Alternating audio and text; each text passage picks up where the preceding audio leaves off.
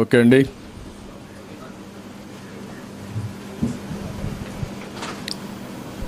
అందరికీ నమస్కారాలు. ఈరోజు తెలుగుదేశం పార్టీ ఒక నూతనమైన కార్యక్రమానికి శ్రీకారం చుట్టాం. ఎప్పుడూ సమాజంలో తెలుగుదేశం పార్టీ వినూత్నంగా ఆలోచిస్తాం. కొత్తగా ఏ కార్యక్రమం తేవాలన్నా అనేక ఆలోచనలు చేసి అధ్యయనం చేసి అలాంటి కార్యక్రమాలు తీసుకురావడం తెలుగుదేశం పార్టీకి అలవాటు.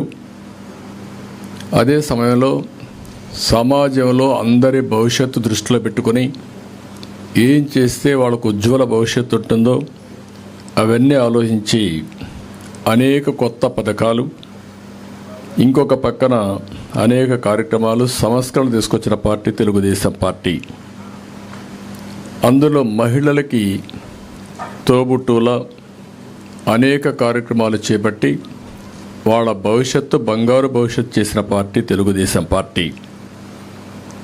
ఈరోజు రాష్ట్రంలో ఉండే ప్రతి ఒక్కరు గుర్తుపెట్టుకోవాల్సింది, 40 సంవత్సరాల కంటే ముందు ఎన్టీ రామారావు గారు మహిళలకు ఆస్తిలో సమాన హక్కు తేవాలని ఒక వినూత్నమైన ఆలోచనకు శ్రీకారం చుట్టారు. అదే సమయంలో రాజకీయాలకు ప్రాధాన్యత రావాలి, ఈరోజు రాజకీయాలన్నీ మగవాళ్ళకే, రాజకీయాల్లో ఒక మగవాళ్ళకే ప్రాధాన్యత ఉంది, ఇది కరెక్ట్ కాదు, 50% జనాభా ఉన్న మహిళలకు కూడా సముచితమైన స్థానం ఇవ్వాలనే ఉద్దేశంతో స్థానిక సమస్యల్లో ప్రారంభమైనటువంటి రిజర్వేషన్లు ఈరోజు దేశం అంతా కూడా ఆమోదయోగ్యమైనాయి. ఇప్పటికే 50% రిజర్వేషన్లు స్థానిక సంస్థల్లో వచ్చాయంటే అది ఎన్టీ రామారావు గారు ఆ రోజు చూపించిన చొరవ. అదే సమయంలో ఇప్పటికి మీరు చూస్తే దగ్గర 22 కొత్త పథకాలు తీసుకొచ్చాం. ఒకప్పుడు మీరు చూస్తే ఎడ్యుకేషన్కే ప్రాధాన్యత లేని పరిస్థితి నుంచి ప్రతి 1 కిలోమీటర్కి ఎలిమెంటరీ స్కూల్, 3 కిలోమీటర్కి అప్పర్ ప్రైమరీ స్కూల్, 5 కిలోమీటర్ల హై స్కూల్, మండలానికి ఒక జూనియర్ కాలేజ్, రెవెన్యూ డివిజన్కి ఒక ఇంజనీరింగ్ కాలేజ్, ఒక జిల్లాకు ఒక మెడికల్ కాలేజ్ సమైక్య ఆంధ్రప్రదేశ్లో పెట్టిన పార్టీ తెలుగుదేశం పార్టీ.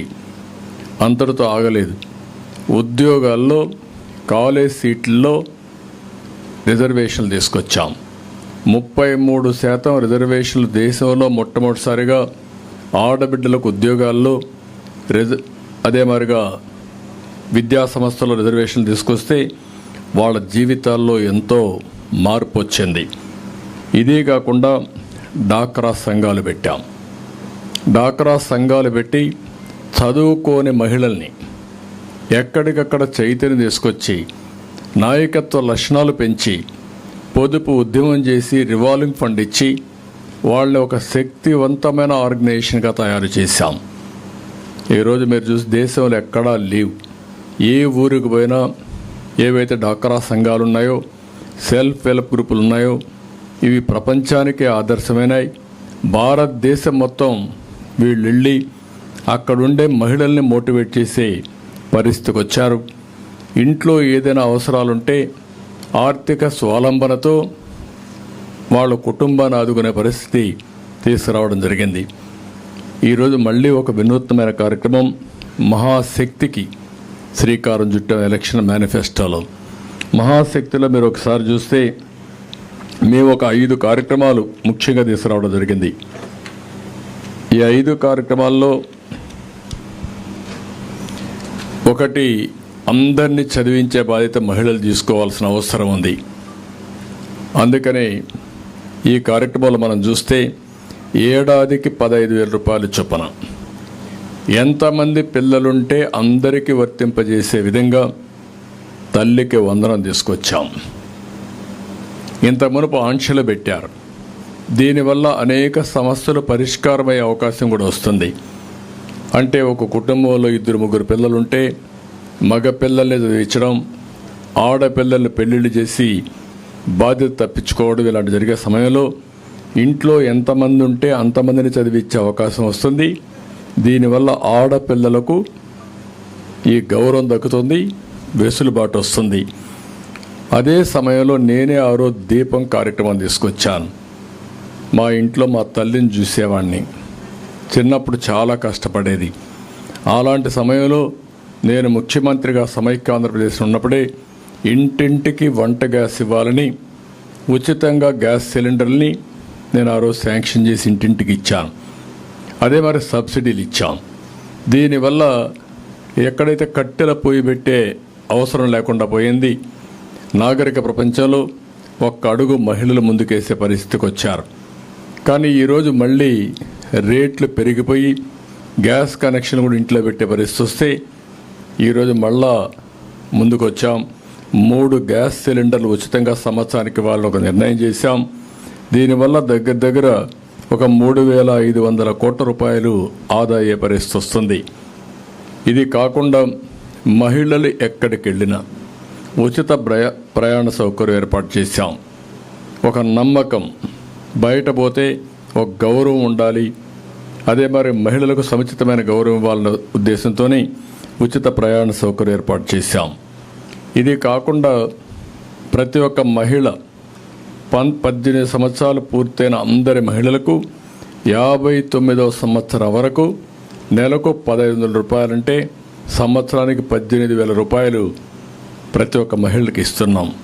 ఆ ఇంట్లో ఎంతమంది ఉంటే అంతమంది మహిళలకు ఈ డబ్బులు ఇస్తే వాళ్లకు ఇది ఒక వెసులుబాటు వస్తుంది, పెట్టుబడి నిధిగా వస్తుంది, వాళ్ళు చేయాలన్న పనులు చేసే పరిస్థితికి వస్తుంది. ఆ విధంగా ఈ కార్యక్రమానికి శ్రీకారం చుట్టాం. అదే మరి ఏ మహిళ కూడా త్రాగునీటి ఇబ్బంది లేకుండా ఇంటికే కొళాయి పెట్టి ఒక ప్రొటెక్టెడ్ వాటర్ స్కీములు పెట్టి ఒక మంచి నీళ్ళని ఇవ్వాలని, మినరల్ వాటర్ టైప్లో మనం ఇవ్వాలని దీనికి కూడా ఒక కార్యక్రమం క్రియేట్ చేశాం. ఈ 5 కార్యక్రమాలు కానీ జయప్రదంగా చేయగలిగితే మహిళలకు చాలా వెసులుబాటు వస్తుంది. మళ్ళీ ఆ కుటుంబాన్ని పైకి తీసుకురావడానికి వాళ్ళు ఆలోచించే శక్తిని ఇస్తుంది, పుష్టినిస్తుంది, వాళ్ళు ముందుకు పోయే అవకాశం వస్తుంది. అదే సమయంలో ఈరోజు మళ్ళీ నేను ఒక కార్యక్రమానికి శ్రీకారం చుట్టాను. మీ కలలకు రెక్కలు. ఈ కార్యక్రమం ఒక వినూత్నమైన కార్యక్రమం.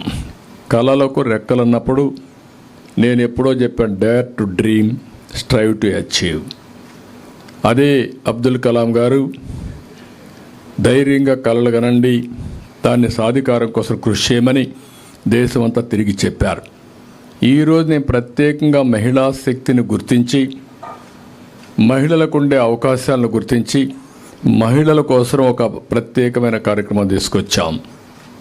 ఇది మామూలుగా అందరూ కూడా ఇంటర్మీడియట్ వరకు చదువుకోవడం, అక్కడి నుంచి పెద్దల ప్రోత్సాహం లేకుండా పోవడం, నిధుల కొరత రావడం, ప్రభుత్వాలు కూడా ఉదాసీనంగా ఉండడం, అంటే వాళ్ళకు ఆలోచనలు ఉన్నాయి, ప్రపంచంలో రాణించే శక్తి ఉంది, ప్రపంచానికి సేవ చేసే నాలెడ్జ్ ఉంది, అదే మరి ఒక కళ కూడా ఉంది వాళ్ళందరికీ. కానీ ఆ కళలు సాధికారం కావాలంటే ఎక్కడికక్కడ ఆర్థిక ఇబ్బందులు, కుటుంబంలో నిరుత్సాహం, చదివించాలంటే ముందుకు రాకుండా పోయే పరిస్థితి వస్తూ ఉంది. అందుకే ఈ కార్యక్రమంలో మీరు చూస్తే మొత్తం ఎవరైతే ఆడపిల్లలు చదువుకోవాలనుకుంటారో గవర్నమెంట్ స్కూల్స్ కానీ గవర్నమెంట్ ఇచ్చే స్కాలర్షిప్లని తీసుకుంటూనే ఇంకా బాగా చదువుకోవాలి, లేకుంటే శిక్షణకి వెళ్ళాలి, స్కిల్ డెవలప్మెంట్కి వెళ్ళాలి, అదనంగా నాలెడ్జ్ నేర్చుకోవాలి అనుకునే ప్రతి ఒక్కరికి ఎంత డబ్బులైనా తీసుకొని చదువుకునే విధంగా తెలుగుదేశం పార్టీ ఒక కార్యక్రమాన్ని తీసుకొచ్చాం. దీనివల్ల వాళ్ళందరూ బ్యాంకు లోన్ తీసుకుని స్వేచ్ఛగా వాళ్ళు చదువుకునే అవకాశం వస్తుంది. ఏదో స్కాలర్షిప్లు అంటే ఒక 10 కోట్లు 20 కోట్లు ఇవ్వడం, మధ్యలో దాన్ని నిలిపేయడం, వీళ్ళు చదువుకు ఆపేసే పరిస్థితికి వస్తున్నారు. ప్రపంచంలో బ్రహ్మాండమైన అవకాశాలు ఉన్నాయి. నాకు ఒక విశ్వాసం కూడా ఉంది. 25 సంవత్సరాల కంటే ముందు ఇచ్చిన విజన్ ఈరోజు ప్రపంచం మొత్తం తెలుగు కమ్యూనిటీ హైయెస్ట్ పరికారం ఉంది. మీరు అమెరికాకు పోయినా, ఆస్ట్రేలియాకు పోయినా, ఆఫ్రికాకు పోయినా, ఎక్కడన్నా ఒక పాష్ లొకాలిటీ ఉందంటే ఆ దేశంలో ఎక్కువ తలసరి ఆదాయం ఎవరికన్నా వస్తూ ఉందంటే అది భారతీయులు, అందులో అగ్రస్థానాన తెలుగు వాళ్ళు ఉన్నారు. ఇది గర్వకారణం. ఇందులో మళ్ళీ ఒకప్పుడు ఆడపిల్లలందరూ ఇంటికే పరిమితం అయ్యేవాళ్ళు, ఉద్యోగాలు చేసేవాళ్ళు కాదు. అంటే వీళ్ళు చదువుకోకుండా ఒక గృహిణిగా ఉండిపోయేవాళ్ళు. ఈరోజు మగవారితో సమానంగా ఆడపిల్లలు పనిచేసే పరిస్థితికి వచ్చారు. నేను చాలామందిని అనేక సందర్భాల్లో ఇంటర్వ్యూలు చేశాను, ఎంక్వైరీ చేశాను. భార్యాభర్త ఇద్దరు ఐటీ ప్రొఫెషనల్స్ అయితే ఎవరికి ఆదాయం ఎక్కువ వస్తుందంటే పోటీపడి సంపాదించే పరిస్థితికి వచ్చారు. ఒక విధంగా చెప్పాలంటే చాలామందిని చూసినప్పుడు మగపిల్లల కంటే ఆడపిల్లలకే ఎక్కువ ఆదాయం వస్తూ ఉంది. అంటే దీన్ని బట్టి మనం ఆలోచించుకోవాల్సింది, ఏ విషయంలో కూడా ఆడపిల్లలు తక్కువ కాదు. కానీ వాళ్ళకు మెరుగైన అవకాశాలు ఇవ్వడం, రైట్ టైంలో వాళ్ళని ప్రోత్సహించడం, వాళ్ళని ఎక్కడికక్కడగా ఎంకరేజ్ చేయగలిగితే బ్రహ్మాండంగా విజయాలు సాధించే పరిస్థితికి వస్తారు. ఈ కార్యక్రమం కోసం ఎంత డబ్బులైనా ఆ డబ్బులంతా గవర్నమెంట్ గ్యారంటీ ఇస్తాం, వడ్డీ అంతా గవర్నమెంటే కడతాం. అది 5,000 కావచ్చు, 10,000 కావచ్చు, ఎంతైనా సరే కడతాం. ఎన్ని వేల కోట్లను ఖర్చు పెడతాం.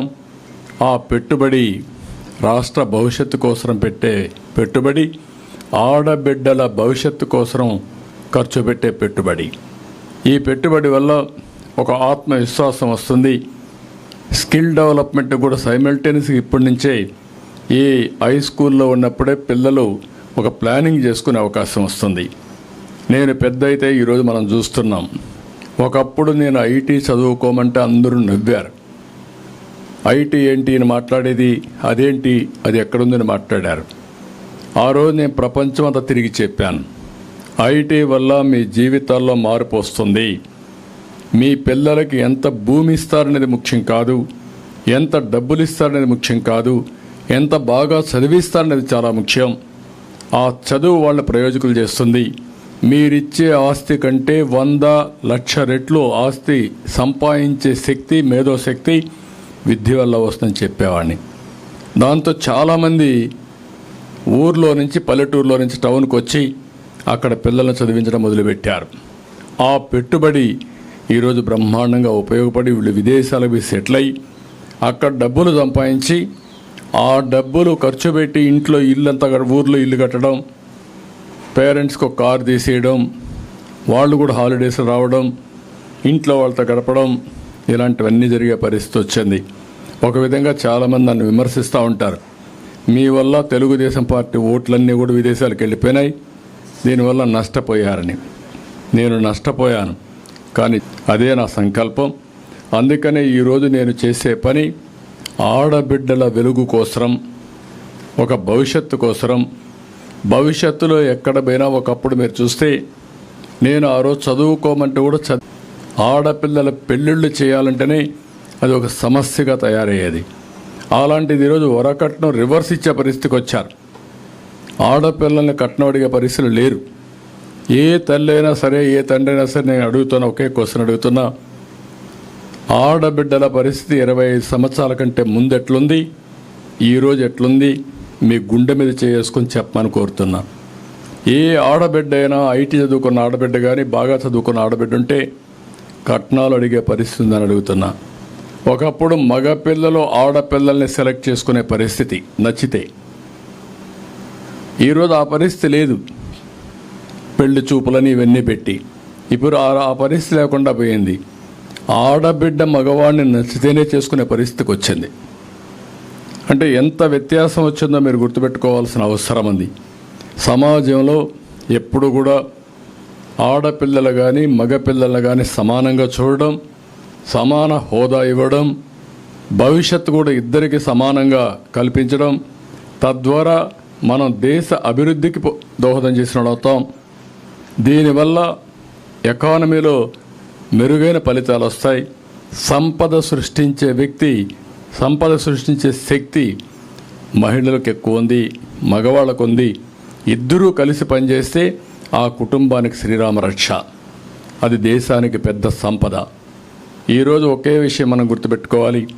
ప్రపంచంలో రాబోయే 20 సంవత్సరాలు, నేను అది కూడా చెప్తాను. ముందు ఈ కాన్సెప్ట్లో మీకు ఏదైనా డౌట్ ఉంటే చెప్పండి. ఈ కాన్సెప్ట్ చెప్పిన తర్వాత మిగిలిన విషయాలు నేను మాట్లాడతాను. మీకెవరికైనా ఏమండి ఉన్నాయి కదా, స్టేట్ రీఎంబర్స్మెంట్ ఇచ్చేది డిగ్రీ వరకు ఇచ్చి వదిలేస్తున్నాం, లేదంటే పీజీ వరకు వాళ్ళకు నచ్చిన కోర్సులకు ఇస్తున్నాం. ఎండీలకు పోవాలన్నా విదేశాలకు పోవాలన్నా ఎక్కడ డబ్బులు లేవు. వీళ్ళ టాలెంట్ ఎలిమెంటరీ స్కూల్కో హై స్కూల్కో పరిమితం చేయడం కరెక్ట్ కాదు. ఈరోజు డబ్బులుండే వాళ్ళు 50 లక్షలు 20 లక్షలు 30 లక్షలు పెట్టుబడి పెట్టి best universities in the world పంపిస్తున్నారు. నేను అందుకే విదేశ విద్యా విధానం తీసుకొచ్చాను. ఆ విదేశ విద్య కూడా కొంతమందికే పరిమితం అవుతుంది. 1,000 కోట్ల రూపాయలు ఇవ్వాలంటే ఇవ్వలేనప్పుడు కనీసం 1,000 కోట్ల రూపాయలు పెట్టుబడి మనం పెట్టే పరిస్థితి వస్తే కనీసం ఇంట్రెస్ట్ ఇచ్చి గ్యారంటీ ఇవ్వగలిగితే వీళ్ళు అక్కడ చదువుకున్న తర్వాత 4-5 ఏళ్లలో దానికంటే 100 రెట్లు ఎక్కువ సంపాదిస్తారు. 100 రెట్లు ఎక్కువ సంపాదిస్తే ఈ 4-5 లక్షలు 20 లక్షలు 10 లక్షలు కట్టడం పెద్ద కష్టం కాదు. ఒక స్టార్టప్ కంపెనీ, ఒక ఆలోచన, ఒక ఇన్నోవేషన్ వస్తే దాంతో ఎక్కడికో ఊహించిన ఫలితాలు వస్తున్నాయి. ఈరోజు ప్రారంభంలోనే మంచి యూనివర్సిటీలు మీరు చదువుకుంటా ఉంటే ప్లేస్మెంట్ వచ్చి ఆటోమేటిక్గా మిమ్మల్ని ఫైనల్ ఇయర్ అవుతారు రమ్మని చెప్పి ప్లేస్మెంట్ ఆర్డర్ ఇస్తున్నారు. ఇప్పుడు ఫర్ యానం ఎంత ప్యాకేజ్ ఇచ్చే పరిస్థితికి వచ్చేసారు సంవత్సరం.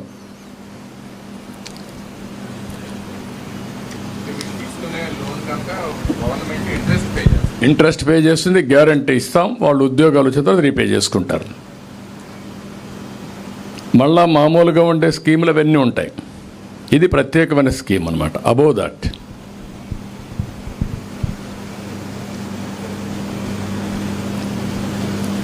మీరేమన్నా మాట్లాడతారమ్మా ఈ స్కీమ్ గురించి? నమస్తే సార్, నేను ఒక IT professionally one of the top ఎంఎన్సీస్కి వర్క్ చేస్తాను. నేను ఈ స్కీమ్లో రిజిస్టర్ అవడానికి కారణం, మేము ఐటీ ప్రొఫెషనల్ అయినా వర్క్ చేసినా రోజుకు ఒక కొత్త స్కిల్ వస్తుంది. We have to enhance our skills. So ఆ స్కిల్స్ ఎన్హాన్స్ చేయడానికి ఇంటర్నల్ సర్టిఫికేషన్స్ కొన్ని కంపెనీ ప్రొవైడ్ చేస్తుంది, కొన్ని ఎక్స్టర్నల్ సర్టిఫికేషన్స్ ఉంటాయి. అవి కొంచెం ఎక్కువ కాస్టే ఉంటాయి, మోర్ దాన్ 1 lakh 2 lakhs ఉంటాయి ఆ సర్టిఫికేషన్స్ కంప్లీట్ చేయడానికి. సో అవి కంపెనీ నుంచి ఫండ్స్ రావు.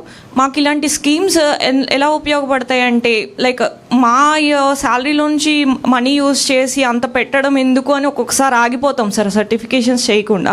బట్ ఈ స్కీమ్ ద్వారా మెల్లగా రీపే చేసుకోవచ్చు అండ్ వితౌట్ ఇంట్రెస్ట్ కాబట్టి మాకు చాలా బెనిఫిట్ ఉంటుంది. మా ప్రొఫెషనల్లో కూడా మేము ఇంకా పైకి వెళ్ళడానికి ఉపయోగపడుతుంది sir. Thank you so much sir ఇలాంటి ఆలోచనతో ముందుకు వచ్చినందుకు. ఇంకెవరన్నా మాట్లాడతారమ్మా మీరు? Anybody want to say anything? Girls.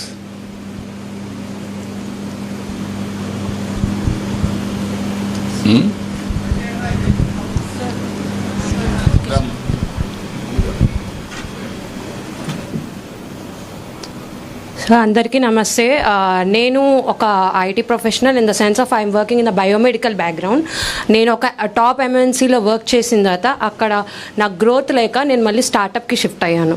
So ఇక్కడ ఏంటంటే ఈ పథకం అనేది ఓన్లీ ఐటీ ప్రొఫెషనల్స్కే ఉపయోగపడుతుందా, లేకపోతే ఇంకా అదర్ దాన్ మనకి ఓన్లీ ఐటీ ఇండస్ట్రీ కాదండి, ఇంకా చాలా ఇండస్ట్రీస్ ఉంటాయి. Like I'm working as biomedical, agriculture, networking, చాలా అంటే చాలా ఉంటాయి. సో మనం మెయిన్గా ఐటీ వైపే కాకుండా ఇంకా వేరే వైపు కూడా ఫోకస్ చేస్తే అది వేరే వాళ్ళకి కూడా ఉపయోగపడుతుంది. సో ఐటీఏ కాదు, ఇంకా చాలా డొమైన్స్ మనకి ఉపయోగపడేలాగా ఉంటే అందరికీ ఒక మారుమూల ప్రాంతం నుంచి కూడా ఓకే మన దగ్గర ఈ స్కిల్ ఉంది, దీనివల్ల ఓకే మేము అగ్రికల్చర్ చేయాలనుకున్నాం, why not agriculture in MNC అంటే అట్లాంటి వాటికి కూడా ఏమైనా ఉపయోగపడే అవకాశాలు పెంపొందించుకుంటే చాలా మందికి ఉపయోగపడుతుంది, అది ముందుకు వస్తారు కూడా అని భావిస్తున్నాను. అది ఎలా ఉపయోగపడుతుంది దీంతో? ఇప్పుడు మనం గుర్తుపెట్టుకోవాల్సింది ఇక్కడ స్కిల్ డెవలప్మెంట్ అనేది ఒక ఐటీకే కాదు, ఆల్ వాక్స్ ఆఫ్ లైఫ్. ఒకప్పుడు ఇన్ఫర్మేషన్ టెక్నాలజీ అనేది ఎవరికి ఊహించిన విధంగా ఎగ్జాక్ట్గా 20-30 ఏళ్ళ ముందు 94లో ఇంటర్నెట్ రెవల్యూషన్ వచ్చింది. బిల్ గేట్స్ ఎప్పుడైతే ఇంటర్నెట్ రెవల్యూషన్ తీసుకొచ్చాడో ప్రపంచం అంతా గ్లోబల్ విలేజ్గా తయారైంది. ఆ రోజు మనం ఐటీ చదువుకుంటే అవకాశాలు ఉన్నాయని విజువలైజ్ చేసాం. It is only visualisation. కానీ కొంతమంది నమ్మలేదు. నేను పదే చెప్పి వీళ్ళకందరికీ ఉద్యోగాలు ఇప్పించడానికి హైటెక్ సిటీ కట్టాను. అది మొదటి ప్రారంభం, మొదటి బీజం. అది ఎప్పుడైతే హైటెక్ సిటీ కట్టానో దానికి కావలసిన రిసోర్సెస్ కావాలి. అంటే పని చేసే వాళ్ళకు ఉద్యోగాలు ఇవ్వాలి, చదువుకోవడానికి కాలేజీలు కావాలి. అప్పుడు బ్యాక్వర్డ్ ఫార్వర్డ్ ఇంటిగ్రేషన్ మొదలుపెట్టాను. మొట్టమొదటిసారిగా నేను అమెరికాకి వెళ్ళి 16 రోజులు ఆల్ ఎంఎన్సీలు, మీరు చెప్పే మల్టీనేషనల్ కంపెనీస్ అన్నీ కలిశాను. 14 రోజులు అందరినీ కలిసి మన స్ట్రెంగ్త్ ఏంటో, మీ శక్తి ఏంటో ఆ రోజు నేను ప్రపంచం మొత్తం గుర్తించే విధంగా చెప్పాను. వాళ్ళందరూ మేము కంపెనీలు పెట్టడానికి ముందుకు వస్తామని వచ్చారు.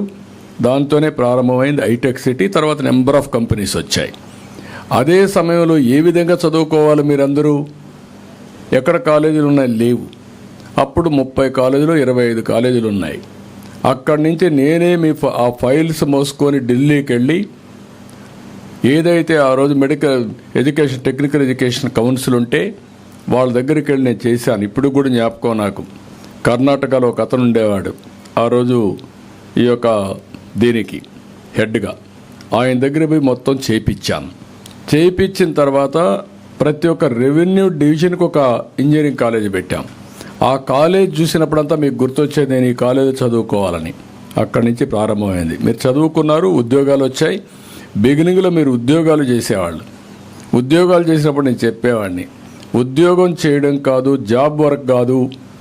అప్పట్లో అమెరికాలో రాత్రుల్లో డాక్టర్లు అందరూ పనిచేస్తే ప్రిస్క్రిప్షన్ ఇస్తే తెల్లవారితో మీరంతా టైపింగ్ చేసేవాళ్ళు. ఇది కాదు కావాల్సింది, ప్రోడక్ట్స్ తయారు చేయాలని చెప్పేవాడిని. తర్వాత ప్రోడక్ట్స్కి వచ్చారు. ప్రోడక్ట్స్ అయిన తర్వాత నేను చెప్పాను, మీరు ఉద్యోగం కోసం కాదు, ఉద్యోగాలు ఇచ్చే శక్తి మీకు రావాలి. అంటే ఏంటి? మీరే 10 మందికి ఉద్యోగాలు ఇవ్వాలి. అక్కడే స్టార్టప్ కంపెనీలు వచ్చాయి. ఈరోజు మీరు చూస్తే ఒకప్పుడు ఇవన్నీ లేవు. క్లౌడ్ ఫండింగ్ అనో లేదంటే క్లౌడ్ డేటా సెంటర్స్ అనో ఇవన్నీ లేవు. ఇప్పుడు అన్నీ వచ్చేసాయి. ఇప్పుడు రాబోయే రోజుల్లో ఆర్టిఫిషియల్ ఇంటెలిజెన్స్ వచ్చింది. ఏంటి ఆర్టిఫిషియల్ ఇంటెలిజెన్స్? ఏ డెసిషన్ అయినా సరే తీసుకోవాలంటే ఆర్టిఫిషియల్ ఇంటెలిజెన్స్ ఉపయోగిస్తే 90% అక్యురసీ ఆఫ్ డెసిషన్ మేకింగ్కి వస్తారు మీరు. ప్రపంచంలో ఉండే నాలెడ్జ్ అంతా కంప్యూట్ చేసి మీరు ఏ నిర్ణయం తీసుకోవాలన్నా కరెక్ట్ నిర్ణయం ఏదని అడిగితే మీకు నిర్ణయం వచ్చే పరిస్థితికి వస్తుంది. చదువులో కానీ, వ్యవసాయం కానీ, ఇంకొకటి కానీ. దానివల్ల ఇప్పుడు నిర్ణయాలు చేసే నాయకుడు కానీ మంచివాడైతే మంచి నిర్ణయం చేస్తే 70-80% కరెక్ట్గా ఉంటుంది. కొంతమంది 20%, 10%. అందుకే ఈ ఇబ్బందులు వస్తున్నాయి. భవిష్యత్తులో నిర్ణయం చేయడం, ఏ నిర్ణయం మంచి నిర్ణయం నిర్ణయించుకోవడానికి 80-90% మీకు డెసిషన్ వచ్చేస్తుంది. అక్కడి నుంచి మీరు ఒక 5% మైండ్ అప్లై చేసి ఇది రైటా రాంగా జడ్జిమెంట్ తీసుకుంటే సక్సెస్ రేట్ పెరుగుతుంది. ఆ సందర్భంలో మీరు చూస్తే ప్రపంచమే మారబోతూ ఉంది. సర్వీస్ సెక్టర్లో ఇండియన్స్, మన వాళ్ళు భారతీయులు ప్రపంచం అంతా వెళ్ళిపోయారు. ఇప్పుడు ఆ అమ్మాయి చెప్పినట్టు ఇది ఐటీకే పరిమితం కాదు. ఐటీ అనేది బ్యాక్ బోన్ అన్నాను. ఒక వ్యవసాయంలో పెను మార్పులు వస్తున్నాయి. ఒక డ్రోన్ వచ్చేసింది. డ్రోన్ వచ్చి ఇప్పుడు మనం అనవసరంగా పెస్టిసైడ్ కొడతానే ఉంటాం. అనవసరంగా కొట్టక్కర్లేదు. ఊరికి ఒకసారి డ్రోన్ పంపిస్తే ఏ పొలంలో ఎక్కడ తెగులుందో అది తీసుకొస్తుంది. అక్కడి నుంచి ఇంకో డ్రోన్ పంపిస్తే తెగులుండేది ఎక్కడనే కొట్టి తెగులు లేకుండా చేస్తుంది. అంటే పొలం అంతా కొడతా ఉంటాం, 4 సార్లు కొడతాం, అది కూడా తెలియకుండా కొడతా ఉంటాం. ఇంకా పరిస్థితి రాదు. ఇట్లా అగ్రికల్చర్లో కూడా ప్రెసిషన్ వస్తుంది, మోడర్నైజేషన్ వస్తుంది, ప్రొడక్టివిటీ పెరుగుతుంది, పర్ఫార్మెన్స్ ఇంప్రూవ్ అవుతుంది. ఈ విధంగా అగ్రికల్చర్ కావచ్చు, వెటనరీ కావచ్చు, లేకపోతే మీరు ఏదైనా తీసుకోండి, అన్నిట్లో కూడా పెను మార్పులు వస్తున్నాయి. అవన్నిటి కూడా మీ పిల్లలు ఎవరైతే ఉన్నారో మీ స్కిల్స్ కానీ, కెపాసిటీస్ కానీ, మీ నాలెడ్జ్ని పెంచుకోవడానికి పూర్తిగా సహకరిస్తాం. ఒక ఫీల్డ్కి పరిమితం కాదు ఇది. మీ నాలెడ్జ్ని పెంచుకోవడానికి, హైయర్ ఎడ్యుకేషన్కి, రెండో స్కిల్ డెవలప్మెంట్కి, కెపాసిటీ బిల్డింగ్కి ఏ కోర్సులు ఉంటాయి. ఒకప్పుడు ఎంబీఏ ఉండేది కాదు. అందరూ అన్నారు ఎంబీఏ అంటే ఏంటని. ఆ రోజు నేను ఐఎస్బి పెట్టాను. ఈరోజు ఐఎస్బి ఒక ప్రీమియర్ ఇన్స్టిట్యూట్ అయింది. మీరు చదువుకుంటారు, ఎట్లా మేనేజ్ చేయాలో నేర్చుకోవాల్సిన అవసరం ఉంది.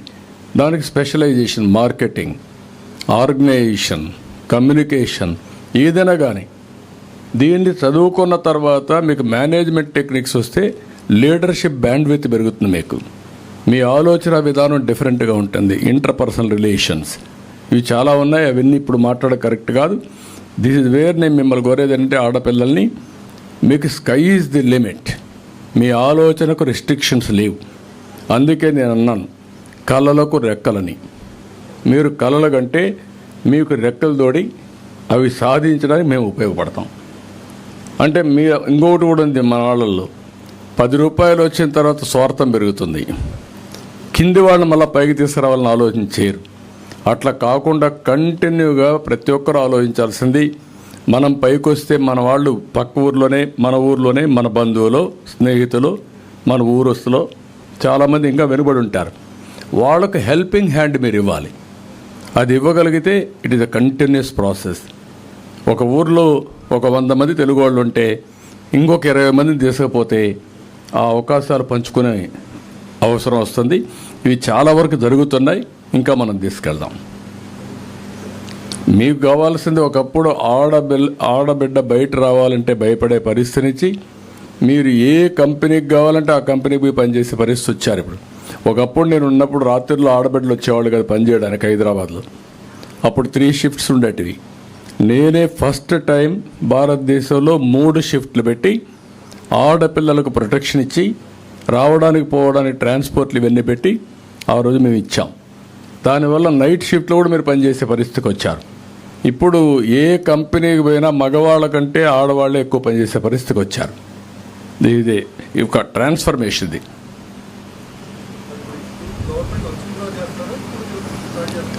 గవర్నమెంట్ వచ్చినాక ఇప్పుడు ఎన్రోల్ చేస్తున్నాం. వస్తానే యాక్ట్ చేయడానికి ఇప్పటికే ఒక 12,000 మంది మొన్న మహిళా దినోత్సవ సందర్భంగా భువనేశ్వరి గారు ఇనాగరేట్ చేశారు. 12,000 మంది జాయిన్ అయ్యారు. ఇంకా దీన్ని ముందు తీసుకెళ్తాం.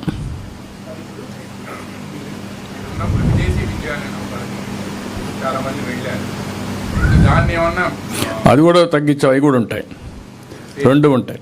అవసరమైతే 2 మెర్జ్ చేయడమా ఏం చేయడం ఇంకొంచెం బెనిఫిట్ ఇస్తాం.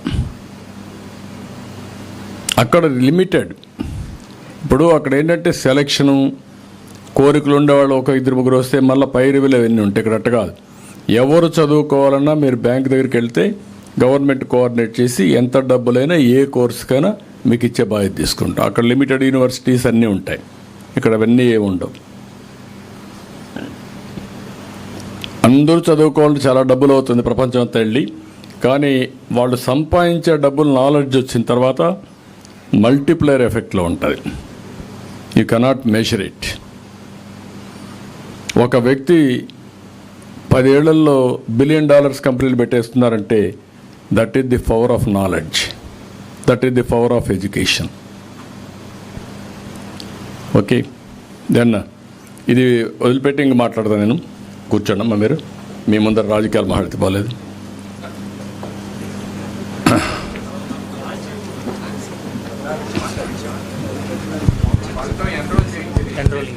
ఎన్రోల్మెంట్ రన్ ఎవరో చేసుకుంటారు. రండి అమ్మా, వచ్చేయండి.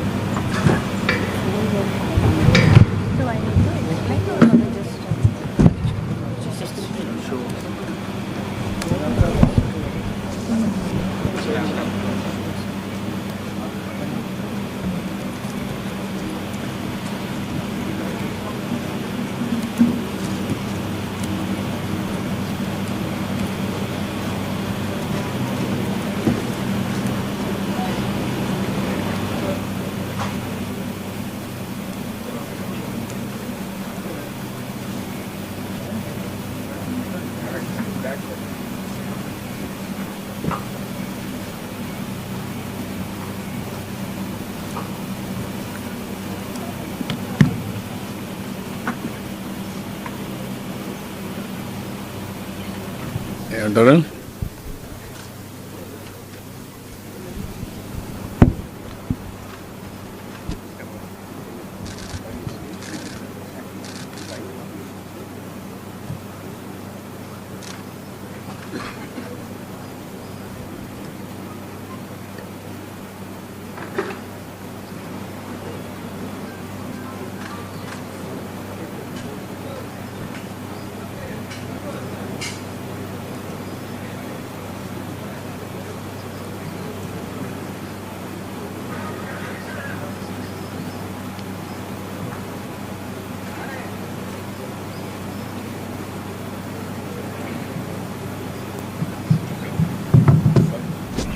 రిజిస్ట్రేషన్ అయిపోయింది, సర్టిఫికేట్ కూడా ఆటోమేటిక్గా వస్తుంది.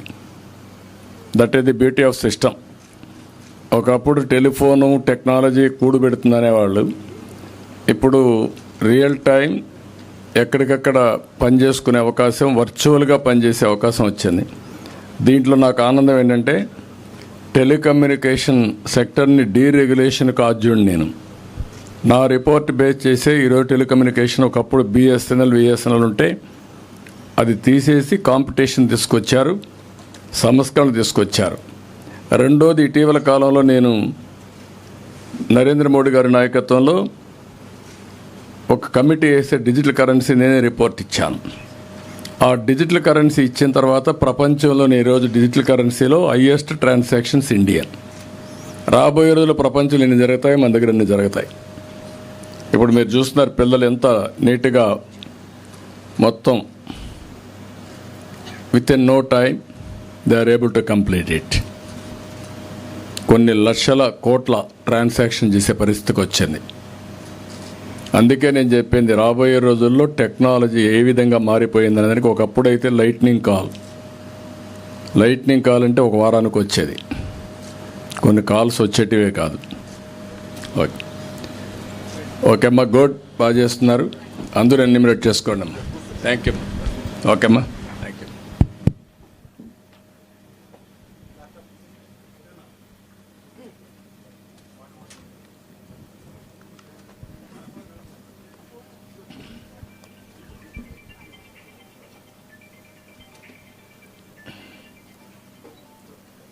ఓకే,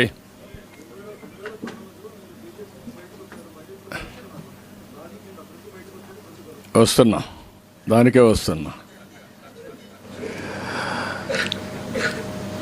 ఎందుకంటే నేను ఆ ప్రోగ్రాం చేసి వెళ్ళిపోతే మీరు అనుకుంటారు సమాధానం చెప్పలేదని, రాష్ట్ర ప్రజానీకం కూడా. ఈరోజు 2024 ఎన్నికలు తొందరలో వస్తున్నాయి. ఒక 2-3 రోజులు నోటిఫికేషన్ కూడా వస్తుంది. ఈరోజు మా యొక్క ఆలోచన ఒకటే, ప్రజలు గెలవాలి, రాష్ట్రం నిలబడాలి. ఇది 2024లో జరిగే ఎన్నికల్లో జరగబోయేది. ఎప్పుడు కూడా రాజకీయాలు అనేటివి కోయలేషన్ పెట్టుకున్నా, లేకపోతే ఇండివిజువల్గా పోటీ చేసినా, ప్రజలకు మనం ఏమి మేలు చేస్తున్నాం, వాళ్ళ జీవితాలు ఏ విధంగా మారుస్తున్నాం, ఏ పబ్లిక్ పాలసీ తీసుకుంటే ఇమ్మీడియట్గా షార్ట్ టర్మ్లో, లాంగ్ టర్మ్లో వాళ్ళ జీవితాల్లో మార్పు వస్తుంది అనేది చాలా ముఖ్యం. ఒకప్పుడు ఇండియాలో సంస్కరణలు లేవు, ప్రపంచం అంతా ఎగతాళి చేసేవాళ్ళు. ఇండియా అంటే హిందూ రేట్ ఆఫ్ గ్రోత్ అంటే 2%. దీని మీద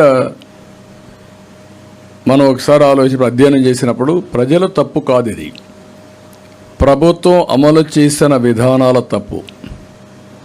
91 ఫస్ట్ టైం మనకు ఆర్థిక సంస్కరణలు వచ్చాయి.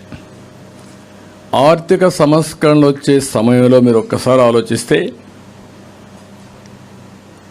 అప్పటి వరకు ఒకే పార్టీ మొనోపలి, రాజకీయాల్లో కాంగ్రెస్ పార్టీ మొనోపలి ఉండేది, ఏక పార్టీ.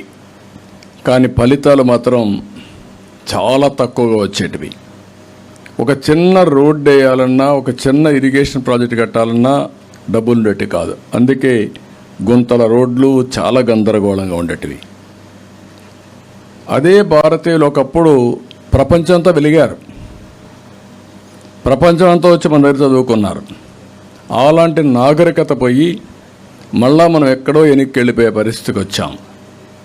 ఒక్క సంస్కరణలు పివి నరసింహరావు గారు చేసింది, ఆ రోజు కంపల్షనా, ఆప్షనా అవన్నీ వదిలిపెట్టిన కానీ ధైర్యంగా తీసుకొచ్చిన సంస్కరణలు దేశానికి ఒక శ్రీరామ రక్షగా మారాయి. అందుకే నేను ఎప్పుడూ చెప్పేవాడిని, 91 కంటే ముందు 91 తర్వాత మనం కంపేర్ చేసుకుంటే రాజకీయ విశ్లేషణ చాలా సంవత్సరాల ముందు అయితే సింగిల్ పార్టీ డామినేషన్ ఉండేది. సంస్కరణలు వచ్చిన తర్వాత సంస్కరణలు తెచ్చినప్పుడు కూడా మైనారిటీ గవర్నమెంట్ పివి నరసింహరావు గారు, ఆ తర్వాత కోయిలేషన్ గవర్నమెంట్స్. భారతదేశం శక్తి ప్రపంచమంతా గుర్తించిందంటే ఈ సంస్కరణల ఫలితాలే. ఈరోజు సంపద సృష్టించడంలో మన వాళ్ళంతా కూడా బ్రహ్మాండంగా తయారారంటే ఈ సంస్కరణల ఫలితాలు. నాకు బాగా జ్ఞాపకం, నేను ముఖ్యమంత్రి కొత్త రోజుల్లో కరెంట్ ఎప్పుడు వస్తుందో కరెంట్ ఎప్పుడు పోతుందో తెలియదు. మా వాళ్ళు ఎంత ఇన్ఎఫిషియెంట్గా ఉండేవాళ్ళు అంటే అప్పుడు డిపార్ట్మెంట్ చాలా భయంకరంగా ఉండేటి. హైదరాబాద్లో విద్యుత్ సౌధ ఉంది, ఎలక్ట్రిసిటీ డిపార్ట్మెంట్. సమ్మర్ వస్తే నలుమూలల నుంచి రైతులు వచ్చి ధర్నాలు చేస్తూ ఉండేవాళ్ళు. కరెంట్ ఇవ్వాలి, మా పంటలు పండించండి, ఎండిపోకుండా చూడమని చేసే పరిస్థితి. మా అసెంబ్లీ ఎప్పుడూ కూడా బడ్జెట్ సెషన్ ఉంటుంది, బడ్జెట్ సెషన్ అంతా కూడా దీంతోనే పోయేది. అలాంటి పరిస్థితి నుంచి ఒక్క సంస్కరణ తీసుకొచ్చాం. అది 99లో భారతదేశం ఫస్ట్ టైం విద్యుత్ సంస్కరణ నేనే నాంది పలికాను. రెగ్యులేటరీ కమిషన్ వచ్చింది కూడా ఫస్ట్ టైం ఎలక్ట్రిసిటీ డిపార్ట్మెంట్లో. ఇప్పుడుండే distribution companies, generation companies, transmission company, ఇవన్నీ రెగ్యులేట్ చేయడానికి రెగ్యులేటరీ కమిషన్ కూడా సెటప్ చేశాం. ఆ తర్వాత అనేక సంస్కరణలకు నాంది పలికాం. ఈ సంస్కరణలో నేను గర్వంగా చెప్పేది, ఆంధ్రప్రదేశ్ లీడ్ చేశాం. ఫస్ట్ పవర్ సెక్టర్ రిఫార్మ్స్ మంది, ఫస్ట్ గ్రీన్ ఫీల్డ్ ఏదైతే private power project GVK Jegurupadu, first project in private sector. అదే సమయంలో first airport, green field airport Hyderabad. అంత మునుపంతా గవర్నమెంట్ కట్టేవాళ్ళు. దాంతో మొత్తం మారిపోయింది. ₹1 పెట్టుబడి లేదు, గవర్నమెంట్కి ఆదాయం వస్తూ ఉంది, వాళ్ళు అప్పు తీస్తున్నారు, మనం పర్మిషన్లు ఇస్తున్నాం. ఆ ఒప్పంద ప్రకారం బ్రహ్మాండంగా వాళ్ళు రన్ చేసే పరిస్థితికి వచ్చారు. ఎక్స్పాన్షన్ కూడా ప్రాబ్లం లేదు, ముందుకు వెళ్ళిపోతున్నాయి. అదే మరి గ్రీన్ ఫీల్డే కాకుండా ఓపెన్ స్కై పాలసీ ఫ్లైట్స్ తీసుకొచ్చాం వాజ్పేయి గారి పీరియడ్లో. What is open sky policy? అంత మునుపంత ఫ్లైట్స్ వేయాలంటే ఆ దేశం నుంచి ఆ ఎయిర్లైన్స్ మనకు వస్తే మన ఎయిర్ ఇండియా ఇంకొక ఫ్లైట్ ఆ దేశానికి పంపించాలి. మన దగ్గర ఫ్లైట్లు లేవు కాబట్టి మీరు ఫ్లైట్ వేయడానికి వీలు లేదు. దాంతో ఫైట్ చేస్తే వాజ్పేయిని మెప్పించి ఫస్ట్ ఓపెన్ స్కై పాలసీలో వచ్చింది భారతదేశంలో ఎమిరేట్స్ ఫ్లైట్స్ టు హైదరాబాద్. అక్కడి నుంచి నెంబర్ ఆఫ్ ఫ్లైట్స్ వచ్చాయి. ఇప్పుడైతే ఎక్కడికక్కడ 100 ఫ్లైట్లు దేశం అంతా కూడా విదేశాలకు పోతున్నాయి, వాళ్ళు వస్తున్నారు, మన ఫ్లైట్లు ఉన్నాయి. ఈ విధంగా ఇంటర్నేషనల్ ఫ్లైట్స్ అన్నీ వచ్చే పరిస్థితి వచ్చింది. ఇది కాకుండా రోడ్లు అయితే నేను ముఖ్యమంత్రిగా ఉండి ఇక్కడ నెల్లూరులో దిగి తిరుపతికి పోతున్నాను. ఆ రోజు భయంకరంగా ఆ రోడ్లు ఎక్కడ చూసినా ప్రతి ఒక్క అడుగుకు గుంతాయి. అది నేషనల్ హైవే. నేను పోతాను రివ్యూ పెట్టుకునే సీఎం ఏంటా ఎందుకు దరిద్రంగా ఉన్నాయని నేషనల్ హైవే డిపార్ట్మెంట్ ఇద్దరిని పిలిపి తిడితే మమ్మల్ని ఏం చేయమంటారు సార్, మా దగ్గర డబ్బులు లేవన్నారు. రాష్ట్ర ప్రభుత్వాన్ని అడిగాను, మీరన్నా రిపేర్ చేయించారు, మా దగ్గర మేము ఎట్లా ఇస్తాం సార్, మేము ఇవ్వలేమన్నారు. నేను ఎగ్జామ్ చేసి డబ్బులు ఇచ్చి ఆ గుంతలన్నీ పుడిపించా. మలేషియాకి వెళ్ళా నేను, మహతీర్ ప్రైమ్ మినిస్టర్ అక్కడ నాకు చాలా క్లోజ్గా ఉండేవారు. అక్కడికి వెళ్తే ఈస్ట్ వెస్ట్ కారిడార్కి ఒక రోడ్డు ఉంది, east west 8 lane road with service roads. అది చూసి టోలు ఇవన్నీ కూడా ఎక్స్ప్లెయిన్ చేసిన తర్వాత ₹1 పెట్టుబడి లేదు, యూజర్సే పే చేస్తారు, మనం పర్మిషన్ ఇస్తే సరిపోతుందని వాజ్పేయి గారికి నచ్చ చెప్పాను. ఆయన అన్నాడు, నువ్వు అన్ని కొత్త కొత్త ఆలోచనలతో వస్తావు, ఈ కొత్త ఆలోచనలు మన దగ్గర ఉన్నాయి, డబ్బులు ఎక్కువ ఉన్నాయి అన్నాడు. ₹1 ఇవ్వద్దండి, national highway budget is enough, ఆ డబ్బులే మీరు పెట్టండి, అది సీడ్ క్యాపిటల్గా ఉపయోగిస్తాం, దీన్ని మొత్తం చేద్దాం అన్నాం. First proof of concept Nellore to Chennai, you can go through records. అక్కడి నుంచి అది సక్సెస్ అయింది. మలేషియన్ కంపెనీ పనిచేశారు. అక్కడి నుంచి దేశం అంతా కూడా ఈరోజు బ్రహ్మాండంగా రోడ్లు వచ్చాయి. ఒక గోల్డెన్ క్వాడ్రిలేటర్ రోడ్ వచ్చింది, తర్వాత డిస్ట్రిక్ట్ రోడ్స్ వచ్చేసి అన్ని రోడ్లు వచ్చాయి. ఇప్పుడు ₹1,00,000 కోట్ల పైన డబ్బులు కూడా ఉన్నాయి వాళ్ళ దగ్గర. అంటే సంపద క్రియేట్ చేశాం, డిపార్ట్మెంట్ని పరిపుష్టి చేశాం. ఈరోజు రోడ్స్ అన్నీ ఈజీ అయినాయి. దీనివల్ల లాభాలు చూస్తే wear and tyre, petrol saving, health, time management, అనేక లాభాలు వచ్చే పరిస్థితి వచ్చింది. ఇది రిపేర్స్ అవన్నీ కూడా చాలా ఉండేటివి. అంటే నేనేమంటున్నానంటే ఇవన్నీ వచ్చి ఈరోజు దేశం, నాకు ఏమాత్రం డౌట్ లేదు, ఈరోజు కూడా మళ్ళీ చెప్తున్నా, ఇంకా కొన్ని సమస్యలు మనకున్నాయి, ఆ సమస్యలను హ్యాండిల్ చేయాలి. బట్ 2047కి ఏదైతే ప్రధానమంత్రి గారు ఇప్పుడు మాట్లాడుతున్నారో 2047 వికసిత్ భారత్ ఇది జరుగుతుంది. డెవలప్డ్ కంట్రీగా ఇండియా తయారవుతుంది. ఇండియన్స్ చెప్తున్నా మళ్ళీ, ఇండియన్స్ ప్రపంచమంతా నెంబర్ 1 కమ్యూనిటీగా ఉంటారు వెల్త్ క్రియేషన్లో. ఒకప్పుడు బ్రిటిష్ వాళ్ళు ఇండియాకు వచ్చి వ్యాపారం చేసి ఇండియాని కాన్కర్ చేశారు. ఇంకా రాబోయేది మన వాళ్ళు మేధాశక్తితో విదేశాలకు వెళ్ళి ఆ దేశంలో సేవలు చేసి కార్పొరేట్ రంగంలో, పబ్లిక్ రంగంలో అంటే రాజకీయాల్లో, వ్యాపారాల్లో నెంబర్ 1గా తయారవుతారు. దీనివల్ల డబ్బులు విపరీతంగా వస్తాయి. అంటే మనం సర్వీసుల ద్వారా ప్రపంచాన్ని శాసించబోతున్నాం, ప్రపంచాన్ని రూల్ చేయబోతున్నాం. ఒక కంట్రీ కాదు, ఒక 150-200 కంట్రీలో ఇది జరగబోతుంది. మినిమం 100 కంట్రీస్లో ఇప్పటికే ఆ సిమ్టమ్స్ కనపడొస్తున్నాయి. Indians all over the world number 1గా ఉంటారు. ఇండియా 2047కి 1 కానీ లేకపోతే 2లో ఉంటాం, బాగా చేస్తే నెంబర్ 1 ఉంటాం. దానికి కలిసి వచ్చిన ఫ్యాక్టర్స్ మీరు ఆలోచిస్తే మనం తీసుకున్న ఎకనామిక్ రిఫార్మ్స్, ఆ ఎకనామిక్స్ వల్ల ఆంటర్ప్రెన్యూర్స్ పెరిగారు. రెండోది మీరు ఒకసారి ఆలోచిస్తే ఆ సమయంలో ఎవ్వరూ అడాప్ట్ చేసుకోలేని సమయంలో భారతదేశం ఐటీని అడాప్ట్ చేసుకున్నాం. IT has become back bone for knowledge economy. ఆ నాలెడ్జ్ ఎకానమీకి ఎప్పుడైతే మనకు చొరవ తీసుకున్నామో, ఐటీని అడాప్ట్ చేసుకున్నామో, మనం అందరికంటే మెరుగైనటువంటి ఇవ్వగలిగాం. మూడో ఫ్యాక్టర్ మనకు కలిసి వచ్చింది wind fall gain. I can say ఊహించని ఫలితం. ఆ ఫలితం జనాభా. ఆ జనాభా యంగ్స్టర్స్ రావడం. ఈరోజు ప్రపంచంలో చైనా జనాభా తగ్గిపోతూ ఉంది, ముసలివాళ్ళ సంఖ్య పెరుగుతూ ఉంది. యూరోప్ అదే పరిస్థితి ఉంది, అమెరికా అదే పరిస్థితి ఉంది. అన్ని డెవలప్డ్ కంట్రీస్లో, జపాన్, అన్ని దేశాలు ఇది ఉంటే ఒక్క భారతదేశం జనాభా మాత్రం యంగ్స్టర్స్ ఎక్కువ ఇది ఉంది. ఇంకొక పక్కన ఇంకొక 25 సంవత్సరాలు భారతీయులు ఇదే పాపులేషన్ ఉంటుంది, ఇంకా పెరుగుతుంది, యంగ్ జనరేషన్ ఉంటుంది. ఈ 3 ఫ్యాక్టర్స్ కలిసి ఇప్పుడు ఆర్టిఫిషియల్ ఇంటెలిజెన్స్ వచ్చేసింది.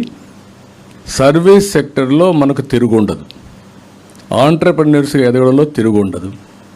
ఎప్పుడైతే డబ్బులు వస్తాయో పబ్లిక్ గవర్నెన్స్లో కూడా మన వాళ్ళు డామినేట్ చేస్తారు. ఇప్పుడు వివిధ దేశాల్లో ఎంపీలు అవుతున్నారు, మంత్రులు అవుతున్నారు, ప్రధానమంత్రులు అవుతున్నారు, ప్రెసిడెంట్స్ అయిపోయే పరిస్థితికి వచ్చారు. ఇది ఒక సినారియో. ఆ సినారియోలో ఈరోజు మీరు ఆలోచిస్తే రేపు ఎలక్షన్లు వస్తున్నాయి. మనం ఎక్కడున్నాం? మన రాష్ట్రం.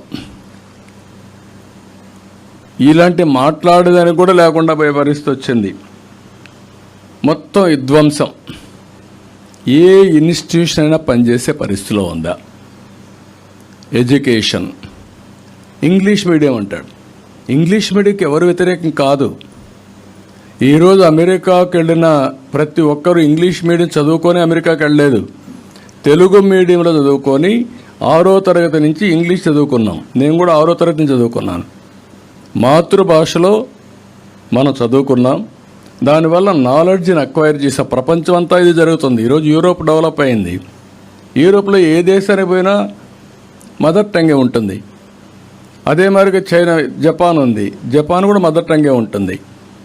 కనీసం వాళ్ళు మాట్లాడలేరు. నేను ఎన్నోసార్లు చెప్పాను, బ్రిటిష్ వాళ్ళు పోతూ పోతూ కోహినూర్ డైమండ్ తీసుకెళ్లారు, కానీ ఇంగ్లీష్ ఇక్కడ వదిలిపెట్టిపోయారు. వాళ్ళు దాన్ని తీసుకుపోలేకపోయారు. అందరిలో ఇంగ్లీష్ ఉంది కాబట్టి అది నేర్చుకున్నాం. ఆ నేర్చుకున్న ఇంగ్లీష్ ఇప్పుడు బ్రోకన్ ఇంగ్లీష్ అనే ఏదైనా కానీ మన వాళ్ళు ప్రపంచంలో ఎక్కడ బెరా పనిచేసే పరిస్థితికి వచ్చారు. రెండోది, ఇండియన్స్కి చాలా చొరవ ఉంది. ఆ చొరవ మీరు చూస్తే వీళ్ళు ఐర్లాండ్లో బొమ్మన్నా, యూరోప్లో బొమ్మన్నా, ఎక్కడ బొమ్మన్నా సర్వైవ్ అయ్యే శక్తి వాళ్ళకు ఉంది. ఇండియన్స్ కడవాళ్ళకి ఎవరికి లేదు. మూడోది, నమ్మకం ఉంది ఇండియన్స్ పైన. చైనీస్ పైన నమ్మకం లేదు. కొన్ని దేశస్తులు పోరు, మన వాళ్ళకి చొరవ ఎక్కువ ఉంది. నేను చూశాను. ఈరోజు మీరు చూస్తే ఆడపిల్లల్ని ఎక్కడికి పోమన్నా పోయి తిరిగి వస్తారు. అదే మగవాళ్ళు కూడా జపాన్లో పోవాలంటే 10 మంది కలిసి రావాలి. Great development country, I admire that. కానీ వాళ్ళు ఆ విధంగా పెరిగారు. ఒక టౌన్కి వస్తే ఆ టౌన్లో వాళ్ళు 10 మంది రావడం, ఒక హోటల్ కట్టుకోవడం, వాళ్ళకి కావాల్సిన కమ్మోడ్లు, వాళ్ళకి కావాల్సిన భోజనం, వీటికి అలవాటు అయిపోయారు. మనం అట్ట కాదు. Most adaptable community in the world is only Indians. దాంట్లో most enterprising community is Telugu. అది హైదరాబాద్ కావచ్చు, తెలంగాణ కావచ్చు, లేకపోతే ఆంధ్ర కావచ్చు, ఇవన్నీ. దీంతో నేను ఏంటంటే ఈరోజు మన రాష్ట్రంలో ఉండే పరిస్థితి మీరు గుర్తుపెట్టుకోవాలి. రైతులు, యువత, ఉద్యోగస్తులు, కార్మికులు, మహిళలు, పేదవాళ్ళు ఒక్క సెక్షన్ కాదు, అన్ని సెక్షన్స్ నలిగిపోయారు. గ్లోబల్ అవకాశాలు అందిపుచ్చుకొని ఈరోజు హైదరాబాద్ పోతే మీరు ఎంత డైనమిజం ఉంటుంది. ఏంటి కారణం? 25 ఏళ్లకు మనం వేసిన ఫౌండేషన్. ఆ రోజు ఆ ఫౌండేషన్ వేసాం, ఆటో పైలట్లోకి వెళ్ళింది. దాన్ని ఎవడో డిస్ట్రాయ్ చేయాల. నేను వేసిన ఫౌండేషన్కి రాజశేఖర రెడ్డి వచ్చి హైటెక్ సిటీ కొట్టేసుంటే, లేకుంటే ఎయిర్పోర్ట్ వద్దనుంటే, లేకపోతే అవుటర్ రింగ్ రోడ్ అవసరం లేదనుంటే ఈరోజు హైదరాబాద్ డెవలప్ అయ్యేది కాదు. ఈరోజు ఇక్కడ అమరావతి డెవలప్ అయి ఉంటే, పోలవరం పూర్తయి ఉంటే, ఇండస్ట్రీస్ అనుకున్నట్టు వచ్చుంటే మనం ఎక్కడికి పోయేవాళ్ళం? ఎక్కడికి వెళ్ళిపోయేవాళ్ళం. ఇక్కడ మీరు చూశారు కాలేజెస్, యూనివర్సిటీస్. మనం ఇచ్చింది ల్యాండ్ ఇస్తే ఎస్ఆర్ఎం వచ్చింది, విట్ వచ్చింది, అమృత వచ్చింది, ఇంకా చాలా యూనివర్సిటీస్ రావాల్సినట్టు అన్నీ పోయినాయి. కాలేజీలు రావాల్సిన బెస్ట్ కాలేజీలు పోయినాయి. అంటే ఒక ఎడ్యుకేషన్ హబ్గా తయారు చేయాలనుకున్నాం. మనం గుర్తుపెట్టుకోవాల్సిన తెలుగు వాళ్ళ శక్తి ఎంతంటే, ఒకప్పుడు హైదరాబాద్లో కూడా పెద్ద పెద్ద కాలేజీలతో ట్రెడిషనల్ కాలేజీలు ఉండేవి తప్ప ఎవరన్నా చదువుకోవాలంటే గుంటూరుకు వచ్చారు, గుంటూరులో చదువుకున్నారు, చదువుకొని మళ్ళీ వచ్చేవాళ్ళు. అలాంటి వాళ్ళు ఇక్కడి నుంచి ఆంధ్రా నుంచి వచ్చి నారాయణ, చైతన్య, విజ్ఞాన్ ఇలాంటి అందరూ కూడా కార్పొరేట్ సెక్టర్లో చైన్స్ పెట్టి ఇప్పుడు ఆల్ ఇండియా బ్రాండ్స్ అయిపోయారు. అలాంటి ఎడ్యుకేషన్ ఉండే ఈ ప్రాంతంలో మొత్తం దేశంలో ఉండే యూనివర్సిటీస్ అవ్వాలనుకుంటే ఎడ్యుకేషన్ హబ్గా చేయాలంటే మొత్తం దెబ్బతినే పరిస్థితికి వచ్చాం. అక్కడి నుంచి నేను అందుకే మిమ్మల్ని అడుగుతున్నా, ఈరోజు ప్రజలు గెలవాలంటే వైఎస్ఆర్ కాంగ్రెస్ పార్టీ పోవాలి. నిన్నే ఒక న్యూస్ చూశాను నేను. చెల్లూరుపేట సీటు మంత్రిని ట్రాన్స్ఫర్ చేశారు. ట్రాన్స్ఫర్ చేయడం తప్పు. ట్రాన్స్ఫర్ చేస్తే మల్లెల రాజేష్ అని ఒక అతను పారాచూట్ వచ్చాడు, అక్కడికి నేరుగా దిగాడు. ఇన్నేళ్ల రాజకీయాల్లో ఉన్న పారాచూట్ ఎవరో తెలియజేసుకొని తిరిగాడు. అక్కడ దిగితే తనేమిది పెద్ద వీరుడు అనుకున్నాం. 3 రోజులు తేలిపోయాడు. ఏంటి హిస్టరీ అంటే 6.5 crores ట్రాన్సాక్షన్ మినిస్టర్కి. నేను ఇక్కడి నుంచి గుంటూరు పోతున్నా, నువ్వు రా ఇక్కడికి, 6.5 కోట్ల డబ్బులు ఇమ్మంటే సెటిల్మెంట్ ఎవరు చేశారో ఆవిడ ప్లస్ గ్రేట్ అడ్వైజర్ సజ్జల, ఒక బ్రోకర్. వీళ్ళు నన్ను గురించి విమర్శిస్తారు, పార్టీల గురించి విమర్శిస్తారు. మళ్ళా సెటిల్మెంట్ చేశారు, మార్చేశారు. అతన్ని మార్చి ఇంకొక అతను తీసుకొచ్చారు. కాబట్టి మనోహర్ నాయుడు తీసుకొచ్చారు. ఆయన ఇంకొక పారాచూట్ గుంటూరు నుంచి పంపించారు. అంటే దిగేశాడు అక్కడ. వాడు ఇప్పుడు గొడవ పెట్టుకున్నాడు, నా డబ్బుల కథ ఏంటని. సెటిల్మెంట్లో 50% ఇచ్చారు. Can you imagine? What a politics, what a pity for the state. ఒక పక్క ప్రపంచాన్ని ఇప్పుడు మీరు పోతే అమెరికాలో డల్హాస్ అయితే మొత్తం తెలుగు వాళ్ళది అయిపోయింది. మన పేర్లు పెట్టేశారు అక్కడ. డల్హాస్ మొత్తం మన పేర్లు, తెలుగు పేర్లే. రియల్ ఎస్టేట్ చేసి మొత్తం వీళ్ళంతా చేసి ఒక ఇన్నోవేషన్లో పోయి అలాంటి పరిస్థితి ప్రపంచంతో సాధిస్తూ ఇక్కడ ఈ కర్మేంటి నాకైతే అర్థం కావడం లేదు. అందుకే మీరు గుర్తుపెట్టుకోవాల్సింది, ప్రజలు గెలవాలి, రాష్ట్రం నిలబడాలి. దీనికి ప్రతి ఒక్కరూ వాళ్ళ బాధ్యత కింద ముందుకు రావాలి. ప్రతి ఒక్కరు ఏమంటారు, పొత్తులు ఎందుకు పెట్టుకోవాలి? ఓకే, 10 ఏళ్ళు కేంద్రంలో బీజేపీ ఉంది, రేపు కూడా మళ్ళీ బీజేపీని వస్తున్నారు అందరూ చెప్తున్నారు. సౌత్ ఇండియాలో తక్కువ, నార్త్ ఇండియాలో వస్తుందని. ఇప్పుడు జరిగిన డిస్ట్రక్షన్ మీరు చూసిన తర్వాత మళ్ళీ పునర్నిర్మాణం చేయాలంటే ఇప్పుడే 30 ఏళ్ళు వెనక్కి వెళ్ళిపోయాం. మళ్ళీ 30 ఏళ్ళు వెనక్కిపోయిన దాన్ని పికప్ చేయాలనుకుంటే కేంద్ర సహకారం అవసరం, నిధులు కానీ, పర్మిషన్లు కానీ, గ్రాంట్స్ కానీ, ప్రాజెక్ట్స్ కానీ, దేనికైనా వాళ్ళ క్లియరెన్సెస్ కానీ అన్నీ అవసరం. ఒకవేళ ఇక్కడ నేను గెలిచినా వాళ్ళ సహకారం లేకపోతే మనం పునర్నిర్మాణం చేయలేం. ఇలాంటివి వచ్చినప్పుడు ఇంకొక పక్కన మీరు జనసేనతో ఎందుకు పొత్తు పెట్టుకోవాలి, జనసేన తెలుగుదేశం ఎందుకు పెట్టుకోవాలి అంటే వీళ్ళ ఉద్దేశం మీరు ఫైట్ చేసుకోండి, ఓట్లు డివైడ్ చేసుకోండి, మేము అబద్ధాలు చెప్తాం, ప్రజల్ని మోసం చేస్తాం, మభ్య పెడతాం, మళ్ళా గెలుచుకొని రాష్ట్రాన్ని సర్వనాశనం చేస్తామనే పరిస్థితికి వచ్చారు. ఇంకొక పక్క సీట్లు అయిన తర్వాత తెలుగుదేశానికి మీకు ఎప్పుడూ లేనంత తక్కువ సీట్లు తీసుకున్నారు, ఎప్పుడు మీరు పోటీ చేయలేదు ఇన్ని తక్కువ సీట్లలో అని ఒక పక్క, ఇంకొక పక్క జనసేనని నీకు తక్కువ సీట్లు వచ్చాయని అని రెచ్చగొట్టడం, బీజేపీ మీరు నేషనల్ పార్టీ ఇన్నేనా మీరు తీసుకునేది, మీరు గట్టిగా చెప్తే ఇంకా ఎక్కువ సీట్లు వస్తాయి కదా అంటే ఇలాంటి విధ్వంసకరమైనటువంటి రోల్ని వీళ్ళు ప్లే చేసే పరిస్థితికి వచ్చారు. ఆ రోజు పవన్ కళ్యాణ్ గురించి చెప్పింది రాష్ట్రం గెలవాలి, అదే మరి ఓటు డివైడ్ కాకూడదు, వైఎస్ఆర్ కాంగ్రెస్ పార్టీ విముక్త రాష్ట్రం కోసం మేము పనిచేస్తాం చాలా స్పష్టంగా చెప్పి ఆ మాట నిలబెట్టుకున్నాడు. నేను కూడా గర్వంగా పోకుండా 14 సంవత్సరాలు ముఖ్యమంత్రిని, లేకపోతే 22 సంవత్సరాలు మా పార్టీ రాష్ట్రంలో పరిపాలించింది, కేంద్రంలో చక్రాలు తిప్పాం. కాబట్టి నేను కూడా అన్నీ నా దగ్గరికి రావాలి, నేను ఎక్కడికి పోను, ఎవరితో అడ్జస్ట్ కానంటే అంటే ఎవరికి లాభం? ప్రజాహితం కోసం, ప్రజల కోసం, భవిష్యత్తు కోసం, భావితరాల కోసం మేము రాజీ పడ్డాం అందరం కూడా. ఆ రాజీ ఈరోజు మా ఉద్దేశం మళ్ళా ఈ రాష్ట్రాన్ని పునర్నిర్మాణం చేయడానికి, ముందుకు పోవడానికి దోహదం చేయాలి. ఇక్కడ కులాలు లేవు, మతాలు లేవు, ప్రాంతాలు లేవు, వ్యక్తులు లేవు. సమాజ హితం కోసం సమాజమే ముఖ్యం మనందరికీ. ఈ ఆలోచన రాకపోతే, ఎందుకంటే మీరు గుర్తుపెట్టుకోవాల్సింది ఆ రోజు 95 నేను ముఖ్యమంత్రి కాకపోయి ఉంటే, నాకు అవకాశం రాకపోతే పబ్లిక్ పాలసీల్ని పాస్ చేసే అవకాశం నాకు ఉండేది కాదు. నేను ఆ రోజు ముఖ్యమంత్రిగా ఉండి పబ్లిక్ పాలసీస్ని అమలు చేశాను కాబట్టి హైటెక్ సిటీ కట్టగలిగాను, ఐటీని పెద్ద ఎత్తున ముందుకు తీసుకుపోగలిగాం. లేకపోతే రిఫార్మ్స్ అనేది తీసుకొచ్చాం, వెల్త్ క్రియేట్ చేశాం. అది ఈరోజు హైదరాబాద్ నగరం అనేది భారతదేశంలో నెంబర్ 1 సిటీగా తయారైంది, most liveable city, knowledge economic hub. అది నాట్ ఓన్లీ ఫర్ ఇండియా, ప్రపంచానికి హబ్గా తయారైంది.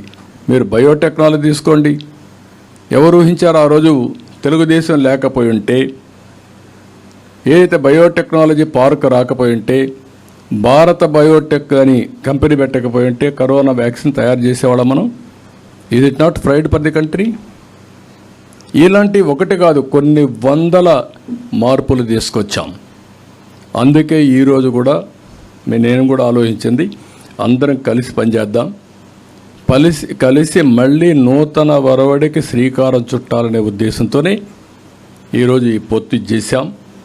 ఇది రాష్ట్ర హితం కోసం తప్ప వ్యక్తిగత ప్రయోజనాలకో లేకుంటే రాజ్యాధికారం కోసం కాదు. రాజ్యాధికారం అవసరం, ఈ రాష్ట్రంలో ప్రభుత్వ మార్పు అనివార్యం. ఈ ప్రభుత్వ మార్పు కూడా ప్రజల కోసం మేలు జరగాలని చెప్పే దానికోసం చేశాం తప్ప, లేకపోతే రాష్ట్రం పూర్తిగా నాశనం అయిపోయిన తర్వాత ఎవ్వరు కూడా దీన్ని కాపాడుకోలేం.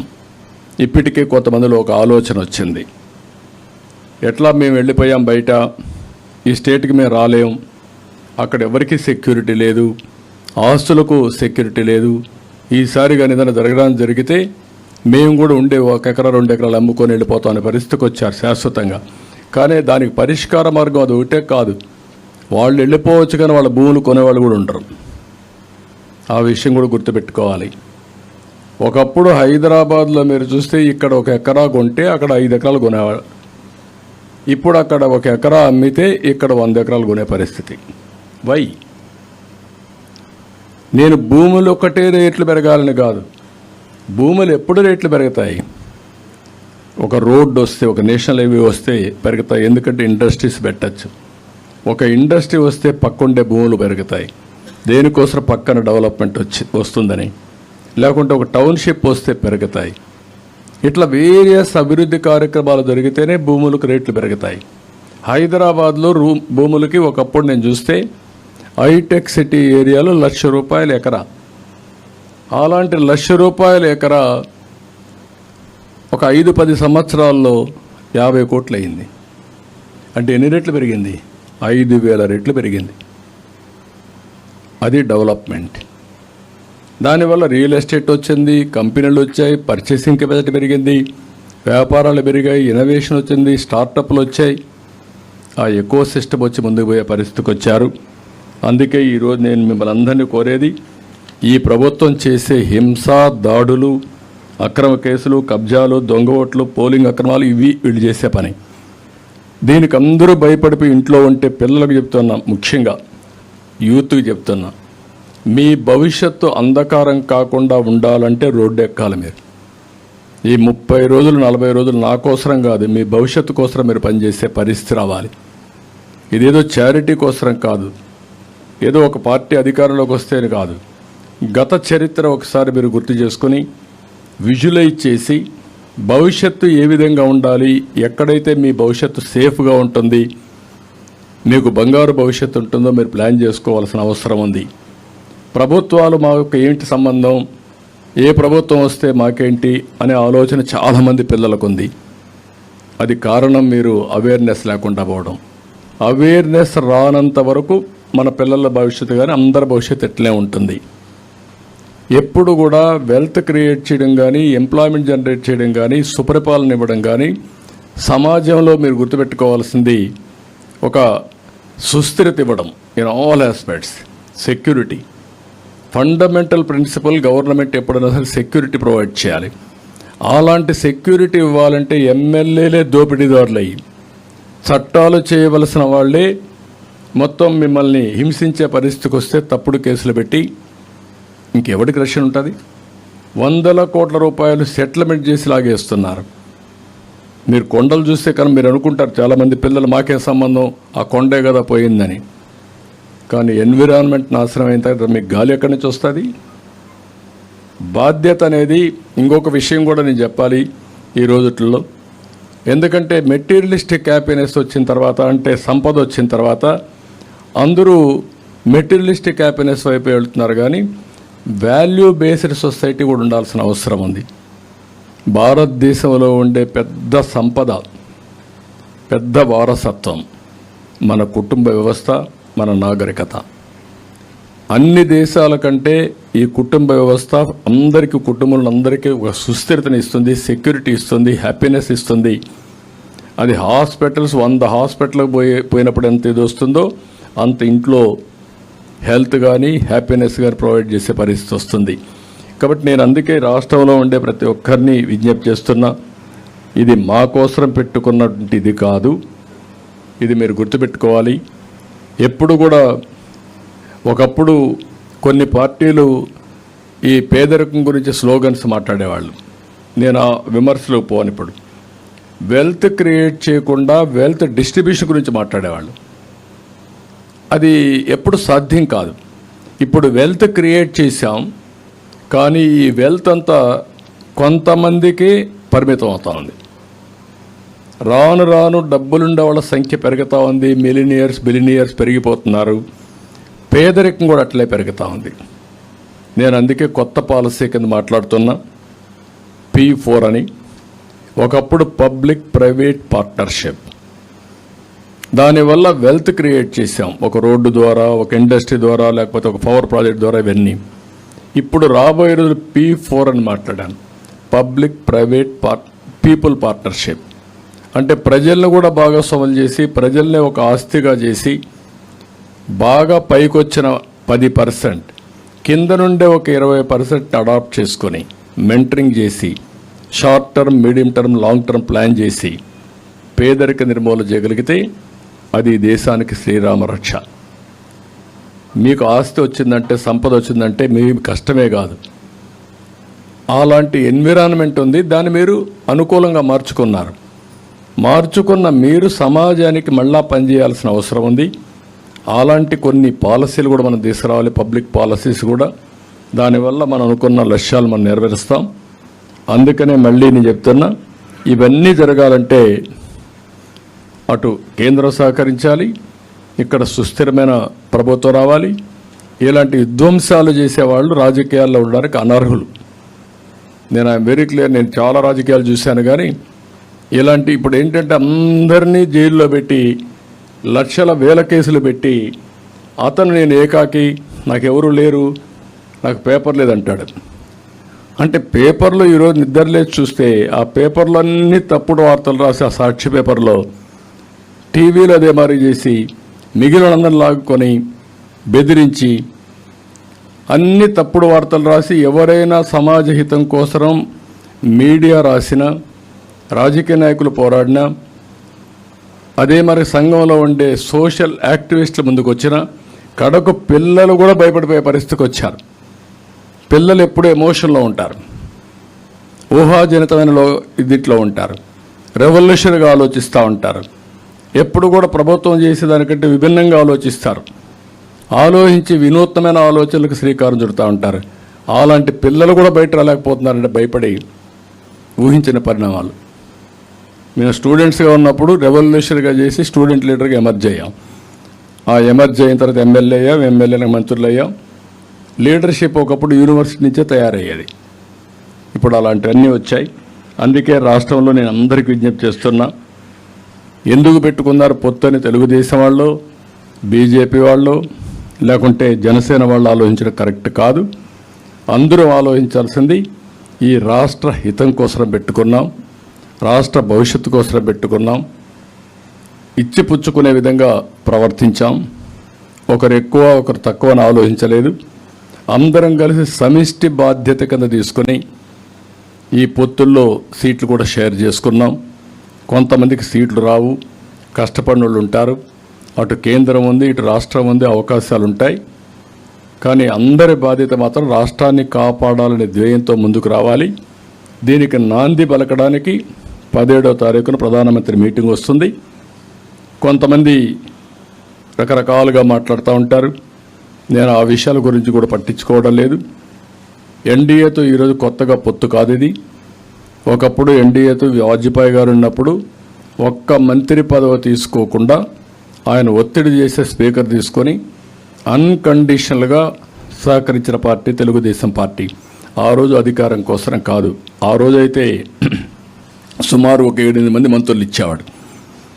ఒత్తిడి చేసిన అధికారం తీసుకోకుండా రాష్ట్రానికి మంచి చేయండి, పనులు చేయండి, మాకు ఎనఫ్ అంటే అది అవుట్ ఆఫ్ ది వే కాదు. అన్ని పాలసీలు చేశారు. ఆ పాలసీలన్నీ దేశానికి శ్రీరామ రక్ష అయినాయి. అదే మరి వాజ్పేయి మళ్ళా మోడీ గారి నాయకత్వం 2014-19లో మళ్ళా పొత్తు పెట్టుకున్నాం. ఆ రోజు వచ్చిన పనులు, జరిగిన డెవలప్మెంట్ తప్ప ఈ ప్రభుత్వం మొత్తం విధ్వంసం చేసేసింది. ఈరోజు ఒక అమరావతి వచ్చుంటే ఎంత పైకి పోయేవాళ్ళం. ఒక పోలవరం పూర్తి చేసి నదుల అనుసంధానం చేసుంటే ప్రతి ఒక్క ఎకరాకు నీళ్ళు ఇచ్చేవాళ్ళం. రాష్ట్రంలో కరువు అనే మాట లేదు. ఈరోజు ఏం జరిగింది? నీళ్లు ఇవ్వలేకుండా కనీసం త్రాగునీరు కూడా ఇవ్వలేని దుస్థితికి చేరాం. కేంద్ర ప్రభుత్వం నిధులు ఇచ్చినా వాటర్ స్కీములు పెట్టలేనటువంటి పరిస్థితిలో మనం ఉన్నాం. ఒక్క స్కీమును కూడా ఉపయోగించుకోలేదు. మ్యాచింగ్ గ్రాంట్ ఇచ్చే పరిస్థితి లేదు.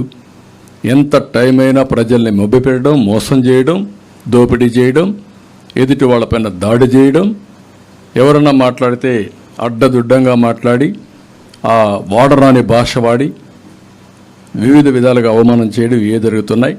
అందుకే మళ్ళీ విజ్ఞప్తి చేస్తున్నా, ఈ సభతో స్టార్ట్ కావాలి.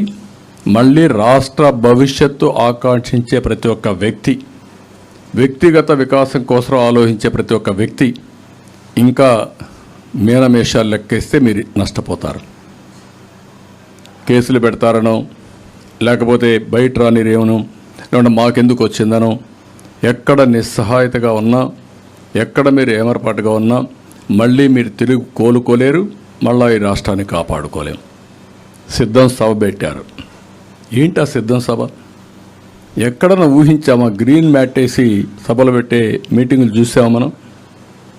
టెక్నాలజీ తెలిసిన వాడు గ్రీన్ మ్యాట్ ఇప్పుడు పెడతారు. ఇక్కడ కూర్చొని నేను రికార్డ్ చేస్తే గ్రీన్ మ్యాట్ వేస్తే ఉన్నది లేనట్టు లేనిది ఉన్నట్టు సృష్టించడానికి పనికొస్తుంది. అది చేసి ఇలాంటి తప్పుడు ప్రచారాలు చేస్తే మీరు ఏమనాలి వెళ్ళి? అంటే దానికి మళ్ళా బస్సులు ఎందుకు మీరు అంత 100 కోట్ల రూపాయలు డబ్బులు ఎందుకు పెట్టాలి? అందులో వేరే పార్టీలకు బస్సులు ఇవ్వకూడదు.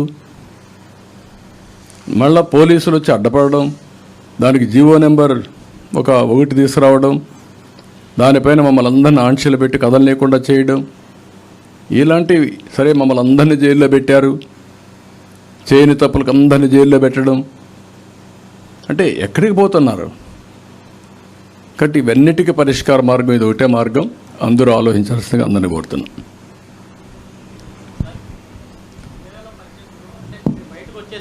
2018లో మీరు బయటకు వచ్చేసారు. అప్పుడు పోలవరం నిర్మాణం కానీ, రాజధాని నిర్మాణం కానీ, తర్వాత అమరావతి వీటి నిర్మాణం సహకరించలేదని వచ్చారు. ఇప్పుడు మీకు ఏమన్నా హామీ ఇచ్చారా? అవి ఇవ్వలేదని వచ్చారని ఎవరు చెప్పారు? నువ్వు చెప్తున్నావు. మీరు నువ్వు ఉన్నావు కదా. ఏం చెప్పాను ఆ రోజు? నేను జరిగిన వాస్తవాలు మీరు చూస్తే 11 ఇన్స్టిట్యూషన్ తీసుకొచ్చా మనం అన్నీ. నిన్న ప్రధానమంత్రి ఇనాగరేట్ చేసినటువంటి, ఓపెన్ చేసినటువంటి all India institute of medical science నేను తెచ్చింది. దానికి ల్యాండ్ ఇచ్చాం, రోడ్డు వేసాం, అన్నీ చేశాం. వీళ్ళు వచ్చి నాకు నీళ్లు కూడా ఇవ్వాలి దానికి. కానీ నిన్న కంప్లీట్ చేసి ఈ విజయవాడకు కానీ ఈ ప్రాంతంలో కానీ one of the best hospital అది ఇన్స్టిట్యూట్ కూడా. అలాంటివి ఐజర్ కానీ, ఐఐటి కానీ, ఐఐఎం కానీ, ఎన్ఐటి కానీ, సెంట్రల్ యూనివర్సిటీ కానీ, IIIT కానీ అన్నీ తీసుకొచ్చాం. ట్రైబల్ యూనివర్సిటీని ల్యాండ్ ఇచ్చి వర్క్ స్టార్ట్ చేస్తే అది ఆపేశారు. అంటే ఏ ప్రాజెక్టు వీళ్ళు పూర్తి చేయలేదు. ఆ రోజు నేను ఫాలో అప్ చేయడం, నేనేం చేశాను వాళ్ళు అడిగేవాళ్ళు, మీరు ల్యాండ్ ఇవ్వాలి. ఎస్, ల్యాండ్ ఇస్తున్నా. మీరు ల్యాండ్ ఇచ్చారు, కాంపౌండ్ వాళ్ళు కట్టించండి. ఎస్, కాంపౌండ్ వాళ్ళు కట్టిస్తాను. కట్టించాం. దాంతో ఏమైంది? బిల్డింగ్లు చకచకా అయినాయి. నీళ్లు లేవు, నీళ్లు ఇస్తాం. దీనివల్ల ఏమైందంటే ఫాస్ట్ ట్రాక్లో పెట్టారు. ఆ రోజు రైల్వేస్ ఉన్నాయి. వాళ్ళు ప్రతి ఒక్క ప్రాజెక్టు కొంత గ్రాంట్ ఇమ్మన్నారు, మ్యాచింగ్ ఇమ్మన్నారు. ఇచ్చాను, మ్యాచింగ్ ఇచ్చాను. దానివల్ల ఏమొచ్చింది? ఎక్కడ చూసినా రైల్వే క్రాస్ ఓవర్స్ వచ్చాయి, ఫ్లైఓవర్స్ వచ్చాయి ఆ రోడ్డు మీద. అలాంటి పనులన్నీ చేయించుకున్నాం. ఒక్క నరేగా 1000-1500 కోట్లుంటే డిమాండ్ డ్రివన్ కింద 8,000-9,000 కోట్ల రూపాయల సమాచారం తీసుకొచ్చి 24,000 కిలోమీటర్లు సిమెంట్ రోడ్లు వేసాం. అన్ని పనులు చేసాం, ఎంప్లాయ్మెంట్ క్రియేట్ చేసాం. ఈరోజు ₹1 మీరు ఎక్కడన్నా ఒక్క రోడ్డు వేసారా, 1 కిలోమీటర్ వేసారా? ఇలాంటి మ్యాచింగ్ గ్రాంట్ ఇవ్వకుండా, ఏ పని చేయకుండా అమరావతికి వాళ్ళు డబ్బులు ఇచ్చారు. ₹2,500 ఇచ్చారు. 2,500 కోట్ల రూపాయలు ఇచ్చారు. ఆ డబ్బులతో మనం పనులు చేశాం. ఇక్కడ మనమేమన్నాం, ఇంకా ఇవ్వాలంటే మీకు బిల్డింగ్స్ అవన్నీ ఇస్తామంటే మనం సెల్ఫ్ ఫైనాన్సింగ్ ప్రాజెక్ట్ తీసుకొచ్చాం. ఎప్పుడు కూడా హైదరాబాద్కు డబ్బులు ఖర్చు పెట్టలా మనం. Be clear. అక్కడ ల్యాండ్స్ ఉన్నాయి. ఆ ల్యాండ్స్ ఎట్లా వచ్చాయి? గవర్నమెంట్ ల్యాండ్స్ అవి. ఆ ల్యాండ్లు ఒక్కొక్క బిట్ అమ్ముతా వచ్చాం. ఇప్పుడు బ్రహ్మాండంగా మొన్న అమ్మారు వాళ్ళు. 70 కోట్లకు అమ్మారు, 100 కోట్లకు అమ్మారు ఎకరా ఆక్షన్లో. అక్కడ పెట్టినట్టన్నీ కూడా ప్రైవేట్ పబ్లిక్ పార్ట్నర్షిప్తో పెట్టాం. మనం ఇచ్చింది ల్యాండ్ ఇచ్చాం, లేకుంటే పాలసీ ఇచ్చాం, వాళ్ళే కట్టుకున్నారు. ఇప్పుడు ఎయిర్పోర్ట్ ఉంది, మనం ల్యాండ్ కూడా ఇవ్వాలి. ల్యాండ్ ఎక్విజిషన్ కూడా ప్రైవేట్ వాళ్ళే ల్యాండ్ అప్పు తీసుకొని పెట్టి చేశారు. ఇప్పుడు నువ్వు అన్నట్టు ఆవిడతో కదా పోలవరం 72% ఎట్ట పరిగెత్తి ఇచ్చాం పనులు. కాకపోతే ఎక్కడ ఆబ్జెక్ట్ చేయలేదు వాళ్ళు. కానీ ఒక్కొక్కసారి కేంద్రం అంటే 29 రాష్ట్రాలు ఉంటాయి. మన రాష్ట్రంలో మనం ముందుకు పోవాలంటే మనం ముందు పెట్టుబడి పెట్టమంటే పెట్టేసి మళ్ళీ రీఎంబర్స్మెంట్ తీసుకున్నాం. అది ప్రొసీజర్ కూడా. మన మీద మనకి ఇంట్రెస్ట్ ఉంటే అన్నిట్లో నాకు ఎక్కడ అబ్జెక్షన్ రాలేదు. ఒక్క ప్రత్యేకమైన హోదా ఇవ్వకపోతే అది సెంటిమెంట్ ఉంటుందనే ఉద్దేశంతో నేను పడ్డాను. స్పెషల్ ప్యాకేజ్ ఇచ్చారు. అదే మరి బ్యాక్వర్డ్ ఏరియాస్ డబ్బులు తెచ్చాం. ఆ తర్వాత నేను పోయిన తర్వాత ఈ 5 ఏళ్లలో ₹1 వచ్చిందా బ్యాక్వర్డ్ ఏరియాస్కి? 1,150 కోట్ల రూపాయలు వచ్చింది ఆ రోజు. తెలంగాణ, మన రాయలసీమ 4 జిల్లాలు, ఉత్తరాంధ్ర 3 జిల్లాలు, 7 జిల్లాలు కలిపి ఎవ్రీ ఇయర్ 50 కోట్ల చొప్పున 350 కోట్లు ఇచ్చారు. తీసుకొచ్చాం. మళ్ళీ ₹1 వచ్చిందా? ఎక్కడికి పోయారు? నేను శాంక్షన్ చేయించింది ఏదైతే వైబిలిటీ గ్యాప్ ఫండింగ్ ఉందో 2014లో అది నేను శాంక్షన్ చేపిస్తే వీళ్ళు వచ్చి రిలీజ్ చేసుకొని ఖర్చు పెట్టేసుకున్నారు. ఆ 10,000 కోట్లు 15,000 కోట్లు. అది తప్ప ఏం చేశారు? ఏమీ చేయలేదు. ఒక్క ప్రాజెక్ట్ తేలేదు, ఒక్క ఇష్యూ తేలేదు. నేను ఆ సెంటిమెంట్ కోసం అది కూడా ఇవ్వమని అడిగాను, ఇవ్వలేదు. నేను డిఫర్ అయ్యాను. అది తప్ప నాకు బీజేపీకి ఎక్కడ అభిప్రాయ భేదాలు లేవు. మీరు గుర్తుపెట్టుకోవాలి. ఇప్పుడు ప్రత్యేక హోదాను విశాఖ స్టీల్ ప్లాంట్ మీద ఏంటి సార్ వైఖరి? అన్నీ కూడా అడుగుతున్నాం, వాళ్ళు రిక్వెస్ట్ చేస్తాం. దానికి ఏ విధంగా కాంపన్సేట్ చేస్తారు. అన్నింటికంటే మనం నష్టపోయింది మీరు గుర్తుపెట్టుకోవాలి. విశాఖపట్నం జోన్కి కావాలి అని మనం ఎన్నిసార్లు ఫైట్ చేస్తే ల్యాండ్ ఇవ్వకుండా దాన్ని ఆపేయడం కరెక్టా? అది ప్రభుత్వం యొక్క పనితనం గుర్తుపెట్టుకోవాలి. వాళ్ళు ఒక లెటర్ రాస్తే నెక్స్ట్ డే నేను తిరుగు తపాల్లో ల్యాండ్ ఇవ్వడమే కాకుండా మళ్ళా శాంక్షన్ తెచ్చేవాళ్ళం. అది ఎప్పుడు కూడా పబ్లిక్ ఇంట్రెస్ట్తో పనిచేసేప్పుడు వస్తాయి. వీళ్ళు పబ్లిక్ ఇంట్రెస్ట్గా సొంత ఇంట్రెస్ట్ కేసుల కోసం అటు ఇటు తిరిగి మభ్యపెట్టి లాభం పొందారు తప్ప ఇంకోటి కాదు. ఈ విషయాలు మీరు గుర్తుపెట్టుకోవాలి. ఏది చేసినా నేను ఇంతవరకు 40 ఏళ్లుగా ప్రజాహితం కోసం, రాష్ట్ర భవిష్యత్తు కోసం, భావితరాల భవిష్యత్తు కోసం దూరంగా ఆలోచించి విజువలైజ్ చేసి ముందుకు పోయాం. ఆ ప్రయోజనాలు నేను ఆశిస్తున్నా. తప్పకుండా రాబోయే రోజుల్లో ఒక చరిత్ర, మళ్ళీ గాడి తప్పిన పరిపాలన కానీ, మళ్ళీ అభివృద్ధిలో ఎక్కడికో వెళ్ళిపోయాం, మళ్ళీ తిరిగి కోలుకునే విధంగా చేస్తాం. Will do it. Thank you.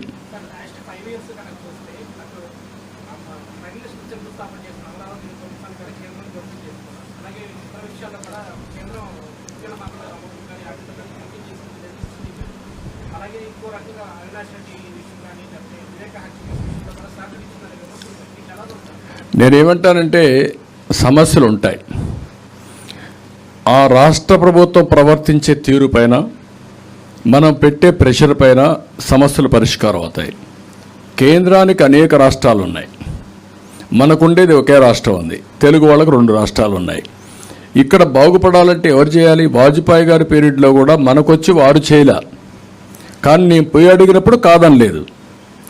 అలాంటి పనులు చేయించుకోవడం మన బాధ్యత. మనం అట్లా కాకుండా సొంత పనులు పోయినప్పుడు అక్కడికి పోయి చేశారా లేదా అనే దానికంటే అక్కడికి పోయి వచ్చి కింది వాళ్ళు మేనేజ్ చేసుకునేవి ఎక్కువ ఉంటాయి. ఇలాంటివి చాలా జరుగుతూ ఉంటాయి. అల్టిమేట్గా మన భవిష్యత్తు కోసం మనం ఆలోచించాల్సిన అవసరం లేదా? ఈ విషయమే నేను అడుగుతున్నా. 2014 కూడా మీరు అందరూ గుర్తుపెట్టుకోవాల్సిన అవసరం ఉంది. విభజన జరిగింది. ఆ రోజు కాంగ్రెస్ పార్టీ కూడా ఇదే మరి చేశారు. నేను ఢిల్లీలో ఉన్నా, అద్వానీ గారి రూమ్లోనే ఉన్నా. చరిత్ర అది. నా ముందరనే జరిగితే బాధపడి వచ్చేసాను. నేను ఏమీ చేయలేని పరిస్థితిలో వచ్చిన తర్వాత మళ్ళీ పార్లమెంట్లో రాజ్యసభ అయినప్పుడు స్పెషల్ స్టేటస్ హామీ ఇచ్చారు. కానీ ఆ రోజు బీజేపీ కూడా ఓటేశారు. కానీ అలయన్స్ పెట్టుకున్నామంటే, ఎందుకంటే రాష్ట్ర ప్రయోజనాల కోసం పెట్టుకున్నాం.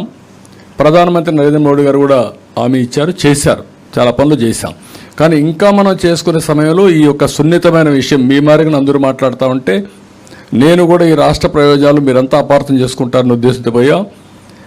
నేను ఆ రోజు పోకుంటే రాష్ట్రం ఎంతో ముందుకు పోయేది. ఈరోజు జరిగింది ఏంటంటే రాష్ట్రం నష్టపోయింది. దుర్మార్గులు ఇష్టప్రకారం చేశారు. రాష్ట్ర విభజన కంటే రాష్ట్రం ఎక్కువ నష్టపోయిందంటే ఇలాంటి ముఖ్యమంత్రి వచ్చి. ఆ విషయం మీరు గుర్తుపెట్టుకోవాలి. విభజన వల్ల నష్టం జరిగింది. నష్టాన్ని భర్తీ చేసుకునే సమయంలో విధ్వంసం జరిగింది. ఆ విధ్వంసం వల్ల ఇంకా 30 ఏళ్ళు వెనక్కి వెళ్ళిపోయాం. ఇప్పుడు కూడా రికవర్ చేసుకోకపోతే నాకు ఒకటే బాధ్యత. నన్ను 45 ఏళ్ళు ఆదరించారు. హైదరాబాద్ ఒక నమూనా తయారు చేశాం. తెలుగు వాళ్ళు ప్రపంచం మొత్తం రాణిస్తున్నారు. అందులో 50% తెలుగు వాళ్ళు ఆంధ్రప్రదేశ్లో ఉన్నారు. వీళ్ళ భవిష్యత్తు కూడా మళ్ళా ట్రాక్లో పెట్టవలసిన బాధ్యత ఒక సీనియర్ నాయకుడిగా నా మీద ఉంది.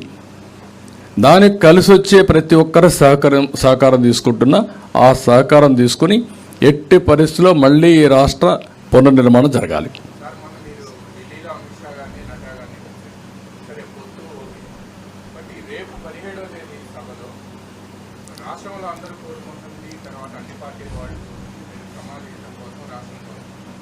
Amaravati, Polavaram and Vizag steel disinvestment ప్రాజెక్ట్ని లేదా వాళ్ళు ప్రైమ్ మినిస్టర్ కానీ ఎవరైనా మీకు ఒకటే గుర్తుపెట్టుకోవాలి.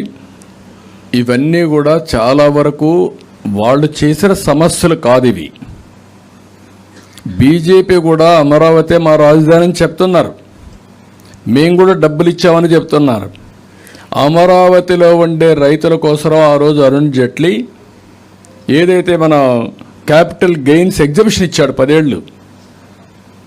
కాబట్టి వాళ్ళు కూడా రికగ్నైజ్ చేశారు. కానీ ఇక్కడ వచ్చినటువంటి ఒక దుర్మార్గమైన ముఖ్యమంత్రి ఒక సైకో ప్రవర్తనతో నేను 3 రాజధానులు పెడతానంటే ఇంకా కోర్టులో కూడా ఉంది కాబట్టి కేంద్రం కూడా వాళ్ళకు ఉండే పరిధిలో వాళ్ళు ఏం చేయలేకపోయి ఉండొచ్చు.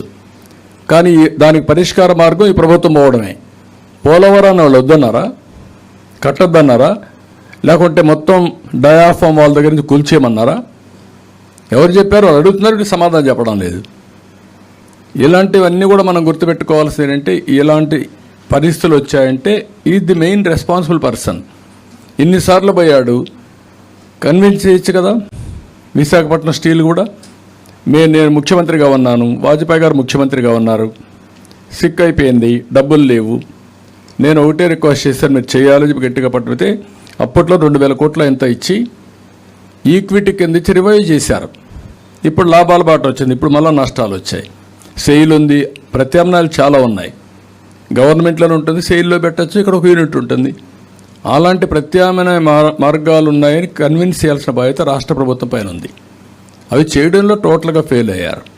విశాఖపట్నం రైల్వే జోన్కు కూడా ప్రయత్నం చేయలేదంటే ప్రయత్నమే కాదు, ల్యాండ్ ఇవ్వకుండా ఆగిపోయింది. ఇంకెప్పుడు చేస్తారంటే రేపు ఎల్లుండి ఇంటికి పోతారు. కాబట్టి మీరు కూడా ఆలోచించాల్సింది ఏంటంటే రాష్ట్రంలో ఉండే మేధావులంతా థియరాటికల్గా ఏదో ఆలోచించి మీరు చేయడం కాదు, ప్రాక్టికల్గా ఏమేమి సాధ్యాలు అవుతాయి, ఏ విధంగా ముందుకు పోవాలో ప్రతి ఒక్కరూ ఆలోచించాలి. మేధావులు ఆలోచించాలి, విద్యార్థులు ఆలోచించాలి, లేకపోతే మీ మీడియా ఆలోచించాలి, అందరూ ఆలోచించాల్సిన అవసరం ఉంది. Thank you.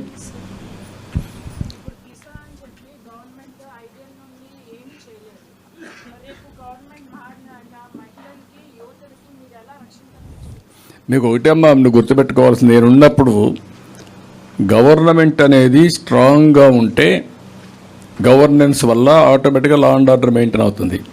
మీరు ఒకటి గుర్తుపెట్టుకోండి, నేను ముఖ్యమంత్రిగా ఉన్నప్పుడు ఒక చిన్న విషయం వచ్చింది. ఇక్కడ గురిజాల దగ్గర అనుకుంటాను, దాచేపల్లిలో ఒక మైనారిటీ బాలికను రేప్ చేశారు. నేను 20 టీములు వేసాను, స్పెషల్ టీమ్స్ వేసాను. 24 అవర్స్లో ఎక్కడన్నా పట్టుకోమన్నాను. మొత్తం టీమ్స్ అన్ని ఎదుగుతూ ఉంటే వాడు భయపడిపోయి ఊరేసుకొని చనిపోయాడు. ఆ దెబ్బతో రాష్ట్రంలో ఇంకొక మహిళ పరిచయం ఎవరు చూడలేదు. మళ్ళా that is the law and order. Government ఫర్మ్గా ఉంటే ఒక్క రోజునే ఈ పోలీసులు అందరూ మారుతారు.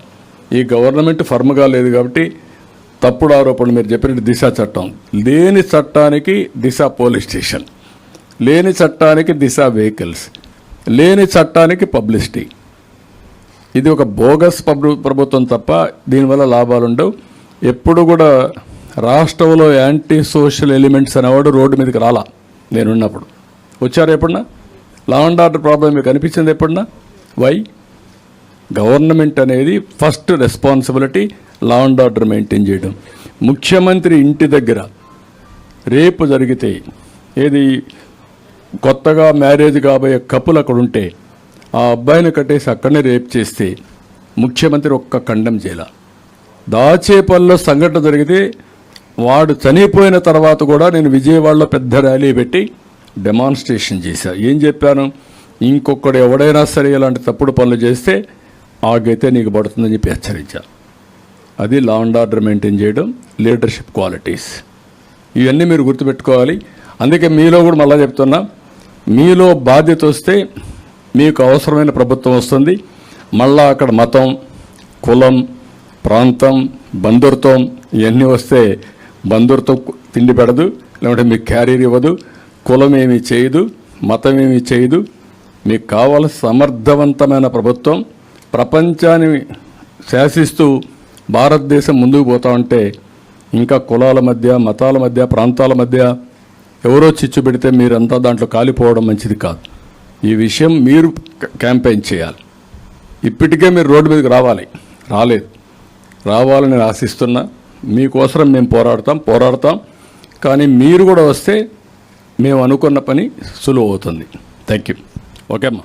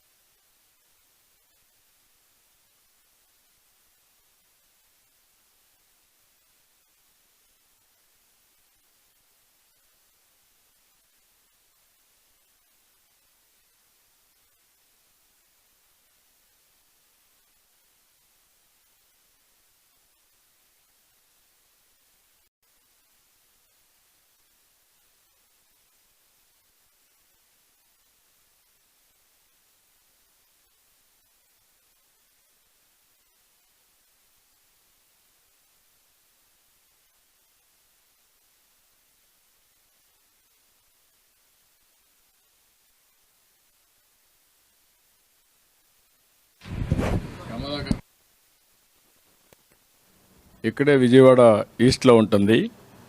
ఆ అమ్మాయి చదువుకున్న తర్వాత వర్క్ ఫ్రమ్ హోమ్, ఇంట్లో నుంచే పనిచేస్తూ వర్చువల్ వర్కింగ్ పర్మిషన్ తీసుకొని వచ్చింది. సంవత్సరానికి 50,000 రూపాయలు సంపాదిస్తుంది ఇంట్లో కూర్చొని. నెలకు 50,000, నెలకు 70,000. Can you imagine? అది ఈరోజు నాలెడ్జ్ పవర్. నేను ఏదైనా చెప్తే నన్ను అమాయకుడిగా చూస్తారు ఈ మీడియా అంతా. నాకేదో ఏం తెలియలేనట్టు, నేను చెప్పేటన్ని థియరీ అయినట్టు మీరు అంతా చూసే పరిస్థితి వచ్చారు. ఇప్పుడు ఆ అమ్మాయి ఆలోచన విధానం రేపు రాబోయే రోజుల్లో ఇంకా స్కిల్స్ కానీ టెక్నాలజీలో వచ్చిన న్యూ ఇవన్నీ కూడా చాలా టెక్నాలజీస్ వచ్చేస్తున్నాయి. అడాప్ట్ చేసుకుంటే షీ కెన్ డూ వండర్స్. అది మీరు గుర్తుపెట్టుకోవాల్సిన అవసరం ఉంది. That is the beauty of knowledge. కాబట్టి ఇవన్నీ కూడా నాకు అందుకనే ఈరోజు ఈ ప్రోగ్రాం వల్ల చాలామంది అడాప్ట్ చేసుకోగలిగితే స్కై ఈజ్ ది లిమిట్. మీరు చేయగలిగితే ఆటోమేటిక్గా మీకు ఆ సంకల్పం వస్తే you can reach that goal. అది రావాలని కోరుకుంటున్నా, మనస్ఫూర్తిగా అభినందిస్తున్నామా. కమల్ గారు థ్యాంక్ యూ అమ్మా. Thank you. Ram thank you అమ్మా.